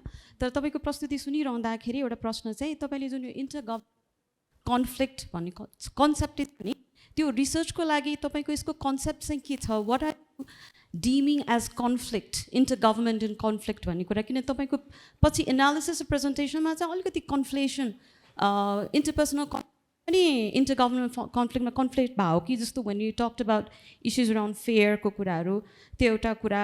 अनि यो हाम्रो अहिलेको intergovernmental conflict को बारेमा एनालिसिस भइरहँदाखेरि तपाईले हाम्रो राज्य व्यवस्था नेपालको यो भन्दा पहिला संहिता आउनु भन्दा अगाडिको राज्य व्यवस्था त्योभन्दा अगाडिको जुन व्यवस्था थियो नि हाम्रो शासकीय व्यवस्था, त्यसको चाहिँ नि ऐतिहासिक पृष्ठभूमिलाई पनि कतिको चाहिँ नि मध्यनजर गर्नु भएको छ? To what extent are you taking the historical context of governance in Nepal in actually analyzing conflict and how it happens and why it happens? Thank you. Thank you. म यो क्वेसन अब यति नै म चाहिँ यहाँ लिन सक्छु होला। अब म यहाँ उठेका प्रश्नहरूको लागि सम्बोधन गरिदिनुको लागि म अहिले हो ल 1 मिनेट। हेलो, 3 मिनट छुट्याइएको थियो श्रीमान, त्यसैले अलिकति मैले समय पाएँ। धेरै धेरै धन्यवाद। म अङ्ग्रेजीमा प्रश्न सोध्न चाहेँ, सायद यसलाई सबैलाई पनि समान रूपले बुझाउन सक्ला। मेरो नाम आशिष पौडेल, म कानुनको विद्यार्थी। मेरो प्रश्न, my question is adherence to the definition of the word shared responsibility in concern with the education bill that has been drafted in the parliament. What I could see over there is that the word shared responsibility that we talk in the constitution, if we see the education bill, what I see there is that the central level government or the education bill ministers have been telling that the concept of federalism has given explicit powers to the local level, so local level should handle the elementary and the secondary level education. But when I see the bill, what I see over there is that majority of the institution still has power that the government, central government can control. And what I'm not being able to understand here is that what is this definition of shared responsibility? Do you assume that the local level should only look at the secondary and elementary education without any interference from the central government? And because it has been listed in the common responsibility, common powers of all three tiers of government, do I expect a provincial and central level hand over that as well? Because I'm not being able to see how much of a power should be given to a local level, and in what level should we coordinate this? And this question can go to both Professor Shakya and Professor Wagle. Thank you so much, Shriman. Thank you. Thank you. Please, Professor. Thank you very much. म पहिला हाम्रो एलभी स्टार्सबाट आउनुभएका महानुभावको क्वेसनमा जान चाहन्छु। यो हाम्रो division of पावरमा basically यो चाहिँ हामी चाहिँ एग्रिगेसनबाट भने डिसएग्रिगेसनबाट फेडरलिजम क्रिएट गरेको हुनाले नर्मली त्यस्तो प्रोसेसमा चाहिँ के छ भनेदेखि चाहिँ सेन्ट्रल गभर्मेन्टले चाहिँ आफूलाई चाहेको जति पावर चाहिँ भरसक चाहिँ सेयर गर्दैन, उसले आफैसँग राख्छ र उसलाई अलिक इन्कन्भिनियन्ट भएको क्षेत्रहरू र प्रोभिन्सले गरे पनि हुन्छ भन्ने लाग्ने विषयवस्तुहरू चाहिँ प्रायः जसो चाहिँ प्रोभिन्सलाई दिएको हुन्छ। त्यसले गर्दाखेरि जुन प्रोसेसबाट हाम्रो फेडरलिजम क्रिएट भयो त्यो प्रोसेसबाट फेडरलिजम क्रिएट गरेकोमा हरेक मुलुकमा सेन्ट्रल गभर्मेन्टले रेसिड्युरी पावर पनि राख्छ र major areas of state power पनि उसले आफ्नैसँग राख्छ। त्यो कुनै नौलो कुरो होइन। तर जे जति पावर दिएको छ प्रोभिन्सलाई त्यो पावर पनि उसलाई प्रयोग गर्ने क्यापासिटी एनहान्समेन्टको लागि फेडरल गभर्मेन्टले जति गर्नुपर्ने त्यो गरिरहेछन्। यो तीनवटा एरियाजले हामीलाई प्रब्लम छ। एउटा ब्युरोक्रेसीले कोअपरेट गरेकै छैन, दोस्रो कुरो उसको चाहिँ आफैले रिसोर्स जेनेरेट गर्नलाई ट्याक्स बेस उसको छैन, दोस्रो कुरो। तेस्रो कुरो के छ भने पोलिटिकल पार्टिजहरूले फेडरलिजम प्रति कमिटमेन्ट चाहिँ अनकन्डिसनल कमिटमेन्ट अझै पनि देखिँदैन। यो तीनवटा कारणले गर्दाखेरि मेजर प्रब्लम। जस्तै भनौँ न तपाईँको अहिले तपाईँको ट्याक्स बेस चाहिँ 85% of tax base is still with this federal government. त्यसबाट 40%, त्यसबाट 85 को 50% जति आफैमा राख्छ अनि बाँकी 50% उसले प्रोभिन्स र लोकल गभर्मेन्टलाई सेयर गर्ने हो। अनि लोकल गभर्मेन्ट र प्रोभिन्स गभर्मेन्टले टोटल ट्याक्स कलेक्सनको अराउन्ड 15% मात्रै उनीहरूले आफैले उठाउँछ। त्यसमा पनि लोकल गभर्मेन्टले आफ्नै पोर्सन राख्छ र प्रोभिन्सले आफ्नै पोर्सन राख्दाखेरि प्रोभिन्सको हातमा केही नभए पनि म्याक्सिमम भयो भने 7-8% पनि हुँदैन। त्यसले गर्दाखेरि जहिले पनि रिसोर्सेसको लागि चाहिँ फेडरल गभर्मेन्टलाई टाक्नुपर्ने र कर्मचारीको लागि पनि फेडरल गभर्मेन्टलाई टाक्नुपर्ने। अहिले तपाईँहरूलाई थाहै छ कर्मचारी समायोजन ऐन विधेयकलाई कति समस्या भयो इम्प्लिमेन्टेसनको लागि। कर्मचारीहरू मान्दै नमान्ने, जान्नै नचाहने, जहिले पनि सेन्ट्रल गभर्मेन्टमै बसेर काम गर्न चाहने र प्रोभिन्सले आफ्नै लोकसेवा आयोग क्रिएट गरेर आफ्नो स्टाफ डेभलप गर्नलाई पनि फेडरल गभर्मेन्टले नदिने, यो समस्या बृहत छ। त्यसले गर्दाखेरि यो कन्फ्लिक्टमा मैले तपाईँलाई भने नि अहिले मध्य प्रदेशले मात्र कन्स्टिट्युसनल बेन्चमा चाहिँ डिभिजन अफ पावरको इस्युजहरू लिएर मुद्दा गरेको छ, अरूले गरेको छैन। किनभने हाम्रो पोलिटिकल पार्टिजहरूको जुन चाहिँ सेन्ट्रलाइज्ड कन्ट्रोल छ नि, एउटै पोलिटिकल पार्टीले तिनै लेभलको गभर्मेन्टहरूलाई चाहिँ पार्टी सिस्टमबाट कन्ट्रोल गर्ने सिस्टम भएको कारणले गर्दाखेरि कन्स्टिट्युसनल डिभिजन अफ पावरलाई चाहिँ इफेक्टिभली इम्प्लिमेन्ट गर्न सकिरहेको छैन। त्यसैले गर्दाखेरि के छ भने हाम्रो संस्कारमा परिवर्तन आउनु पर्यो। विशेष गरी ब्युरोक्रेसीले चाहिँ यसलाई ओन गर्नु पर्यो फेडरलिजमलाई। अनि पोलिटिकल पार्टिजले पनि ब्युरोक्रेसीलाई चाहिँ अलिकति झकझकाउनु, यसरी गरेर भएन। तपाईँहरूले यु हेभ टु सेयर। तपाईँलाई थाहा छ होला central government as the largest bureaucracy, उसको out of total collection 80% of the tax money goes for their salaries and operational expenses.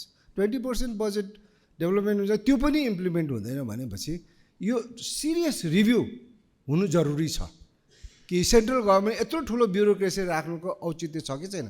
यसलाई चाहिँ प्रोभिन्समा पठाउनु पर्ने होइन, जान नमान्नेलाई कि त राजीनामा गराउनु पऱ्यो, भिआरएस दिएर पठाउनु पऱ्यो, जान मान्नेलाई पठाइदिनु पऱ्यो कि त प्रोभिन्सलाई फ्री ह्यान्ड दिनु पऱ्यो, रिसोर्सेस पनि दियो। यो नभएसम्म चाहिँ हाम्रो फेडरलिजम चाहिँ त्यति इफेक्टिभ होला जस्तो लाग्दैन।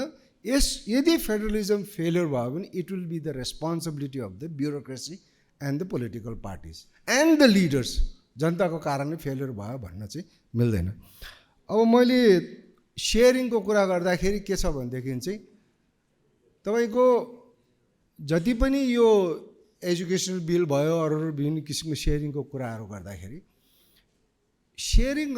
के छ भनेदेखि चाहिँ यो एजुकेसनको सेक्टरमा कहिले पनि लोकल गभर्मेन्टले हातै हालेको थिएन। It was a central agenda. since last so many decades it was centralized. हामी त युनिटरी सिस्टममा हुर्केको. अब एकाएक एलिमेन्ट्री र सेकेन्डरी एजुकेसन चाहिँ लोकल गभर्मेन्टमा जाँदाखेरि उनीहरू चाहिँ पोलिटिकली र सिस्टमिक रेगुलेसनको लागि उनीहरूकोमा एउटा अनुभव पनि छैन, एउटा उनीहरूकोमा आइडिया पनि छैन. त्यस्तो अब हामी युनिटरीबाट फेडरलिजममा जाँदाखेरि लोकल गभर्मेन्टलाई नयाँ नयाँ जिम्मेवारी दिएपछि नयाँ नयाँ जिम्मेवारीमा त जुन जिम्मेवारी पहिला सेन्ट्रल गभर्मेन्ट आयो त्यो सेन्ट्रल गभर्मेन्टले त्यो पावर उसलाई दिइसकेपछि उसलाई त एक्सपिरियन्स ब्युरोक्रेसी स्टाफ पनि दिनु पऱ्यो, अलिक उनीहरूलाई मद्दत पनि गरेको गाइड पनि गर्नु पऱ्यो, प्रोभिन्सलाई पनि गर्नु पऱ्यो नयाँ नयाँ जिम्मेवारी दिएको अवस्थामा. त्यसले गर्दाखेरि जसकोमा अनुभव छ त्यो अनुभव भएको सेन्ट्रल गभर्मेन्टले त्यो पावर एन्ड फङ्सन्स चाहिँ लोकल गभर्मेन्टमा दिइसकेपछि लोकल गभर्मेन्टलाई हामीले स्टाफ पनि दिनुपर्छ, उसलाई हामीले गाइड पनि गर्नुपर्छ भन्ने हिसाबले त्यो रेस्पोन्सिबिलिटी चाहिँ सेन्ट्रल गभर्मेन्ट डिस्चार्ज गरेको छैन. त्यसको लागि जिम्मेवार पोलिटिकल्ली पार्टिज आर रेस्पोन्सिबल. अब systematically bureaucracy is responsible for this failure. मलाई भन्नु त्यति लाग्छ. मलाई धेरै प्रश्नहरू आएको छ. Thank you so much, all very important questions. स्टार्टिङमा चाहिँ यो हाम्रो भट्टराई सरले राख्नु भएको विशेष गरी प्रोभिन्सको अन्डरमा चाहिँ लोकलले काम गर्नुपर्छ भन्ने कुराहरू आइरहेको छ. यसको कुरा के हो भन्ने कुरामा चाहिँ आई थिङ्क मैले त्यो अटोनोमीको क्वेसन ल्याएको कारण पनि के छ भन्दाखेरि चाहिँ अहिले त्यो प्रोभिन्स र लोकल गभर्मेन्टले आफ्नो तरिकाले सकेसम्म बढी पावर लिने अथवा एज अ कन्स्टिट्युसनले दिएको त्यो म्यान्डेटभित्र रहेर अथवा इभन बियोन्ड त्योभन्दा पनि गएर चाहिँ सकेसम्म बढीभन्दा बढी एक्सर्साइज पावरहरू एक्सर्साइज गर्ने एउटा त्यो खालको स्ट्रगल चलिरहेछ भने फेडरलले चाहिँ सकेसम्म त्यो राइट्सहरूलाई चाहिँ आफ्नो कन्ट्रोलमा राख्ने होइन, स्पेसल्ली ब्युरोक्रेसीको सेक्टर इभन द पोलिटिकल पार्टीको सेक्टरबाट पनि. र यो चाहिँ अब कसको अन्डरमा को हुनुपर्छ भन्ने डिबेट चाहिँ पहिलादेखि आएको छ. कतिले चाहिँ अब यो सबै कुनै एकजना प्रधानमन्त्रीले पूर्व प्रधानमन्त्रीले चाहिँ सबै लोकल गभर्मेन्ट चाहिँ फेडरलको मातहतमा रहनुपर्छ भन्ने खालको कुराहरू पनि आएको छ. सो यो कुराहरू चाहिँ आइरहेको छ, तर यसको कुनै त्यसको एकदम पावरफुल्ली चाहिँ आएको छ जस्तो मलाई लाग्दैन होइन. एउटा कुरा त्यो. दोस्रो चाहिँ जस्तो यो डेमोक्रेसी सस्टेन गर्ने कि फेडरलिजम सस्टेन गर्ने भन्ने जुन सरको कुराहरू आएको छ. आई थिङ्क फेडरलिजम चाहिँ नेपालमा इन्ट्रोड्युस गरेको यो खास कारण एउटा कारण चाहिँ के हो भन्दाखेरि चाहिँ यो चाहिँ पिस एग्रिमेन्ट पछाडिको एउटा चाहिँ यो पिसको इन्स्ट्रुमेन्टको रूपमा एउटा पिस बिल्डिङको कन्फ्लिक्ट रिजोल्युसनको एउटा इन्स्ट्रुमेन्टको रूपमा पनि आएको हो भने अर्को चाहिँ जति पनि नेपालमा पोलिटिकल स्ट्रगल्सहरू सोसल स्ट्रगल्सहरू चाहिँ भनौँ न 2006 भन्दा अगाडि भए त्यो पोलिटिकल र सोसल स्ट्रगल इभन 2006 पछाडि पनि मधेस आन्दोलन यो सबै पोलिटिकल स्ट्रगलहरूको चाहिँ एउटा बाई प्रोडक्टको रूपमा आएको. अब यसमा चाहिँ मैले चाहिँ हाम्रो रिसर्चले के देखाउँछ भन्दाखेरि चाहिँ फेडरलिजम नेपालमा फेल भयो यो धान्न सक्दैन भन्ने अहिलेसम्म एउटा रिसर्च अहिलेसम्म एउटा स्टडी मैले देखेको छैन होइन. नेपालको कन्टेक्स्टमा चाहिँ फेडरलिजम एकदम भार भयो भन्ने. तर के छ भन्दाखेरि चाहिँ हाम्रो फेडरलिजमको प्रोसेसमा जसरी हाम्रो डेभलपमेन्ट प्लानिङहरू हुन्छ त्यो डेभलपमेन्ट प्लानिङको तपाईँको 80% प्लानिङ चाहिँ के हुन्छ भन्दाखेरि चाहिँ पोलिटिकली ड्रिभन प्रोजेक्ट्सहरूमा पोलिटिकली ड्रिभन इनिसिएटिभ्सहरूमा चाहिँ तपाईँको त्यो रिसोर्सेस जान्छ भने 20% चाहिँ मान्छेको जेन्युन निर्माण जे पनि टेन्टेटिभ भयो. मैले त्यो एकदम उसमा भनेको छु. त्यसैले गर्दा चाहिँ हाम्रो फल्ट लाइन कहाँ छ भन्दाखेरि चाहिँ फेडरलिजममा गइसके पछाडि जुन हिसाबमा हाम्रो डेभलपमेन्ट प्लानिङ्सहरू हुनुपर्ने हो त्यो डेभलपमेन्ट प्लानिङ चाहिँ त्यो हिसाबमा नभएको कारणले गर्दाखेरि चाहिँ एउटा दिएको छ. अनि अर्को चाहिँ के छ भन्दा चाहिँ यो फेडरलिजमको हामीले पेपरमा पनि लेखेको छ कि त्यहाँ एउटा साइकोलोजिकल के छ भन्दाखेरि लोकल तपाईँ फेडरल एक्टर्सहरूसँग कुरा गऱ्यो भने यो प्रदेशको काम छैन भन्छ, सङ्घीयता काम छैन भन्छ. लोकलमा गएर तपाईँले कुरा गर्नुभयो भने यो प्रदेशको कामै छैन, लोकल र चाहिँ फेडरल भए पुग्छ भन्छ. भन्दा मतलब त्यो डिस्कोर्स चाहिँ त्यो पिपलले त्यो डिस्कोर्स चाहिँ त्यो पिपलको बिचमा त्यो डिस्कोर्स चाहिँ के छ भन्दाखेरि चाहिँ फेडरल एक्टर र लोकल एक्टरले त्यो पुर्याइरहेको छ क्या. त्यस कारणले गर्दाखेरि चाहिँ त्यो डिस्कोर्स चाहिँ अहिले सङ्घीयता काम छैन भन्ने लेभलमा चाहिँ पुगेको छ. तर यसको बारेमा कुनै फ्याक्चुअल रिसर्च स्टडी इलाबोरेसन मैले चाहिँ देखाएको छैन, एटलिस्ट नेपालमा त्यो भएको छैन भन्ने लाग्छ. दोस्रो तेस्रो प्रश्न चाहिँ जस्तो चाहिँ यो हामीले कसरी इन्टर गभर्मेन्टल कन्फ्लिक्टलाई डिफाइन गरेको छौँ भन्ने कन्टेक्स्टमा चाहिँ जेनरली अहिलेको हाम्रो जेनरल अन्डरस्ट्यान्डिङ चाहिँ के छ भन्दाखेरि चाहिँ इन्टर गभर्मेन्टल कन्फ्लिक्ट भन्ने बित्तिकै 3 तहको सरकारको कन्फ्लिक्ट भन्ने कुराहरू छ। तर हामीले चाहिँ यसलाई 6वटा उसमा चाहिँ डिभाइड गरेको छ। जस्तो बिट्विन 3 tiers अफ गभर्मेन्ट एउटा भयो, अर्को चाहिँ हाम्रो फेडरल र प्रोभिन्स, अनि प्रोभिन्स र लोकल, अनि फेडरल र लोकल र त्यस पछाडिका चाहिँ एमङ द प्रोभिन्सेस भनेर चाहिँ हामीले 6वटा त्यो क्याटेगोरीमा चाहिँ हामीले इन्टर गभर्मेन्टल कन्फ्लिक्टलाई चाहिँ डिफाइन गरेको छ र त्यही अनुसारले चाहिँ हामीले त्यो डेटा सेटहरू चाहिँ प्रिपेयर गरिरहेका छौँ। र डेफिनेटली यो चाहिँ हाम्रो मैले अघि नै सुरुमा प्रेजेन्टेसन गर्नुभन्दा अगाडि नै भनेको थिएँ कि हामी एउटा चाहिँ हाम्रो यो लार्जर हाम्रो 2 वर्षको 2-3 वर्ष लङ प्रोजेक्ट हो, रिसर्च प्रोजेक्ट हो, जहाँ चाहिँ हामीले फोस्टरिङ सिभिक इङ्गेजमेन्ट फर पिसफुल गभर्नेन्स भएर र त्यसको चाहिँ यो एउटा इन्टर गभर्मेन्टल कन्फ्लिक्ट चाहिँ हाम्रो एउटा पार्ट हो। र डेफिनेटली तपाईँले भने जस्तो 2007 अगाडिको त्यो कन्टेक्स्टको एनालिसिस चाहिँ हामीले गरेको छ। म यति नै राखेँ अहिले। हस्, थ्याङ्क यू। मैले एड्रेस गर्नुपर्ने पहिलो क्वेसन नै होला बलरामजीको, अरूमा एड्रेस भएर आइसक्यो। पूर्णमान सरले नै गर्नुभयो लास्ट भाइको आएको क्वेसनमा, मैले थप राख्दिनँ। खास गरी बलरामजीको र मेरो थेसिसमा कुनै डिफ्रेन्स हुनुपर्ने आधार छैन। यो constitutional bench business as usual चल्दैन भन्ने हो मेरो पनि थेसिस। अब त्यसलाई सुधार गर्ने बाटो कसरी जान सकिन्छ भन्नेमा इन्क्रिमेन्टल टु ड्रास्टिक एप्रोच हो। अब ड्रास्टिक संविधानै अहिले हामी संशोधन गरिहाल्छौँ भन्ने बाटो त्यति सम्भव नहोला। तर प्रधान न्यायाधीशले अब गरेर सुधार गर्न सक्ने बाटो चाहिँ उहाँले कन्स्टिट्युसनल बेन्चलाई कन्टिन्युसली लगाइदिन सक्नुहुन्छ एउटा बाटो, किनभने चाँडै डिस्पोज गरिदिन सकिन्छ। उहाँहरूले त्यो निवेदन उहाँहरूको संवैधानिक इजलासको नियमावली छ, त्यो नियमलाई प्रायोरिटाइज गरेर यो कम्प्लिटली फेडरल डिस्प्युटहरू पहिलो प्राइभेटमा निर्णय गर्नुपर्छ भन्ने कुरा पनि राखिदिन सक्नुहुन्छ। र अर्को कुरा मैले के देखिरहेको छु भने सिनियर मोस्ट जजेसहरूलाई कन्स्टिट्युसनल बेन्चमा तोकिदिँदाको फाइदा पनि आफ्नै छन्। बेफाइदा के भने उहाँहरू चाँडै टर्नओभर हुने भएको हुनाले त्यसलाई स्केप गर्ने पनि मौका भएको हुनाले जुनियर र कम्पिटेन्टलाई तोकिदिनु हो भने पनि चाँडै सुधार हुने बाटो हुन्छ। अहिले तत्कालै गर्न सकिनेमा अब यहाँ पछाडि गर्न सकिने कुरामा त धेरै छ, छलफल गर्न सकिन्छ, इन्क्रिमेन्टली त्यो जान सक्छ भन्ने मलाई लाग्छ। Thank you. सर्वप्रथम अहिले आज तीनजना प्रस्तुताहरूले जुन प्रस्तुति दिनुभयो, हाम्रो कन्स्टिट्युसन डिजाइनको बारेमा, हाम्रो एक्सपिरियन्सको बारेमा प्रोफेसर पूर्णमानजीले दिनुभयो। प्रोफेसर वारसले अस्ट्रेलियन गभर्मेन्टको लिमिटेसन र बेनिफिटका कुराहरू गर्नुभयो र डाक्टर प्रकाशले इन्टर गभर्मेन्टल कन्फ्लिक्टका कुराहरू गर्नुभयो। यी हाम्रो इन्टर गभर्मेन्टल कोअपरेसन र कोअर्डिनेसनको एरियामा विभिन्न फाँटहरू थिए र नेसनल हाम्रो चाहिँ एक्सपेरिमेन्ट भइरहेकै छ र इन्टरनेसनल खास गरेर पाकिस्तान र अस्ट्रेलियामा फेडरलिजम अलि पुरानो छ। त्यो उहाँहरूको अनुभवहरू, उहाँका च्यालेन्जहरूको बारेमा पनि उहाँले सेयर गर्नुभयो र हामीलाई त्यो एक्सपिरियन्सबाट केही लर्न गर्ने महत्त्वपूर्ण अवसर भयो भन्ने मलाई लाग्दछ। म तीनजनै प्रस्तुताहरू लागि म हार्दिक बधाई तथा धन्यवाद ज्ञापन गर्न चाहन्छु। सँगसँगै कमेन्टेटरहरूले पाकिस्तानबाट र नेपालबाट, पाकिस्तानबाट मित्रले जुन प्रस्तुत गर्नुभयो, पाकिस्तानको एक्सपिरियन्स प्रस्तुत गर्नुभयो र डाक्टर ऋषिकेश वाग्लेले पनि नेपालको खास गरेर डिस्प्युट रिजोल्युसन, यो कन्फ्लिक्ट म्यानेजमेन्ट खास गरेर चाहिँ फेडरलाइजेसनको प्रोसेसमा जुन प्रोभिन्सको वा लोकल गभर्मेन्टको फेडरल गभर्मेन्टसँगको जुन विवाद हो त्यसको चाहिँ सम्बोधन भएको छैन, सम्बोधन हुनुपर्छ र त्यो चाहिँ एउटा डिस्प्युट रिजोल्युसन एउटा साँच्चैको एउटा सिरियस प्रब्लमको रूपमा रहेको छ। त्यो रिजल्भ हुनु नपर्ने कुनै कारण थिएन, तर अदालतमा विचाराधीन छ र त्यसको निर्णय हुन सकेको छैन। त्यसको पनि एउटा चाहिँ बडो चिन्ताजनक अवस्थामा हामी छौँ भन्ने मलाई लाग्छ।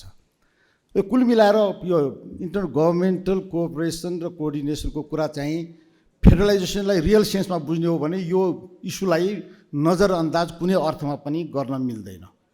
यो विकासलाई तल्लो स्तरसम्म पुर्याउनको लागि, इन्क्लुसिभिटी बढाउनको लागि, गभर्नेन्सको क्वालिटी इम्प्रुभ गर्नको लागि, सब्सिडियरिटी प्रिन्सिपललाई इन्करेज गर्नको लागि र चाहिँ सभरेन अधिकारहरूको पनि लोकल लेभलबाटै यसको अनुभव गर्ने प्रयोजनको लागि फेडरलाइजेसनको प्रोसेसमा हामीहरू प्रवेश गरेका हौँ र त्यो प्रवेश गरेको कुरा हामीले प्राप्त गर्यौँ कि गर्यौँ भन्नलाई हामीले व्यवहारमा भोगेका समस्याहरू निकै ठुला छन्।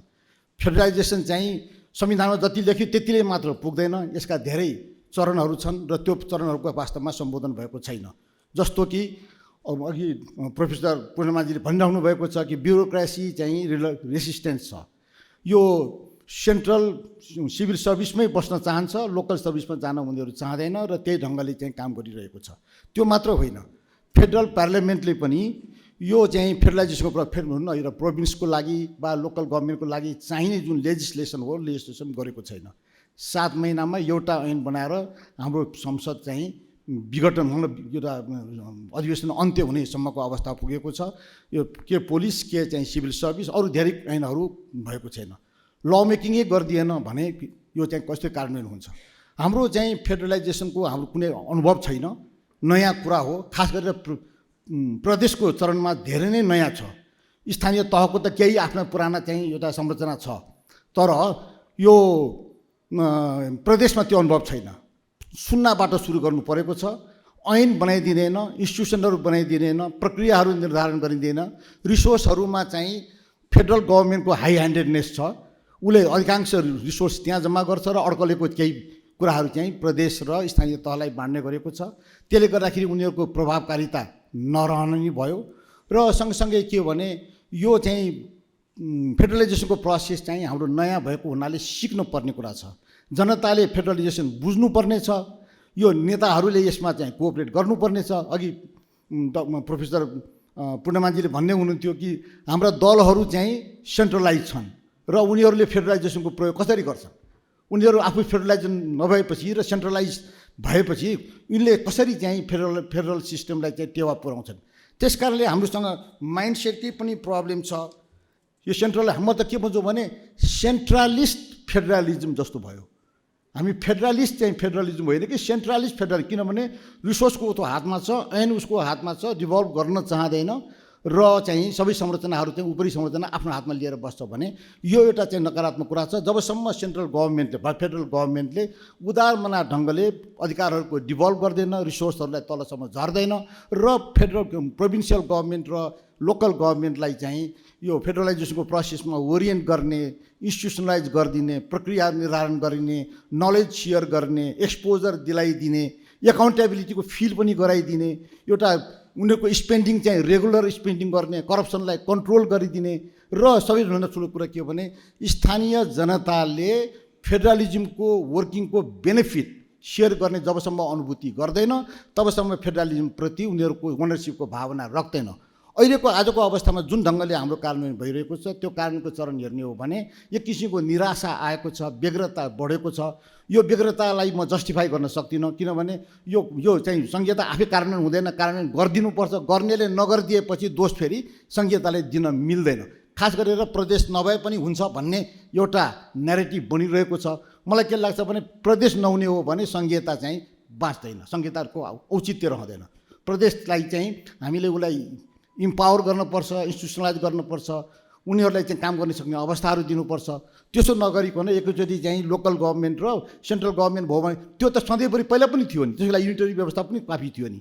त्यस कारणले यी कुराहरूले हामीले राम्रोसँग चाहिँ जोड दिनुपर्छ भन्ने मलाई लाग्दछ। त्यस कारणले यो फेडरलिजमको बेनिफिटलाई कसरी सेयर गर्ने र एउटा ग्रासरुट लेभलसम्म कसरी पुर्याउने, इन्क्लुजनको अनुभूति कसरी दिलाउने, कसरी पार्टिसिपेसनको अपर्च्युनिटीहरू गाउँ लेभलसम्म जिल्ला लेभलसम्म पुर्याउने, यी कुराहरूलाई इन्करेज गर्नु छ। र यो कुरा चाहिँ यो इन्टर गभर्मेन्टल कोअपरेसनको चाहिँ एजेन्डा धेरै महत्त्वपूर्ण छ। हाम्रो देशमा ऐनमा संविधानमा इन्टर गभर्मेन्टल कोअपरेसन छ, इन्टर स्टेट काउन्सिल पनि छ। त्यो सबै भइरहँदाखेरि त्यसको लागि ऐन बनाउनको लागि धेरै समय लाग्यो। संसदले ऐन बनाएको छ, इन्टर गभर्मेन्टल कोअपरेसन सम्बन्धी ऐन बनाएको छ, तर यो ऐन आइसकेपछि पनि धेरै कम मिटिङ भएको छ, ट्यान्जिबल यसको चाहिँ आउटकमहरू आएको छैनन्।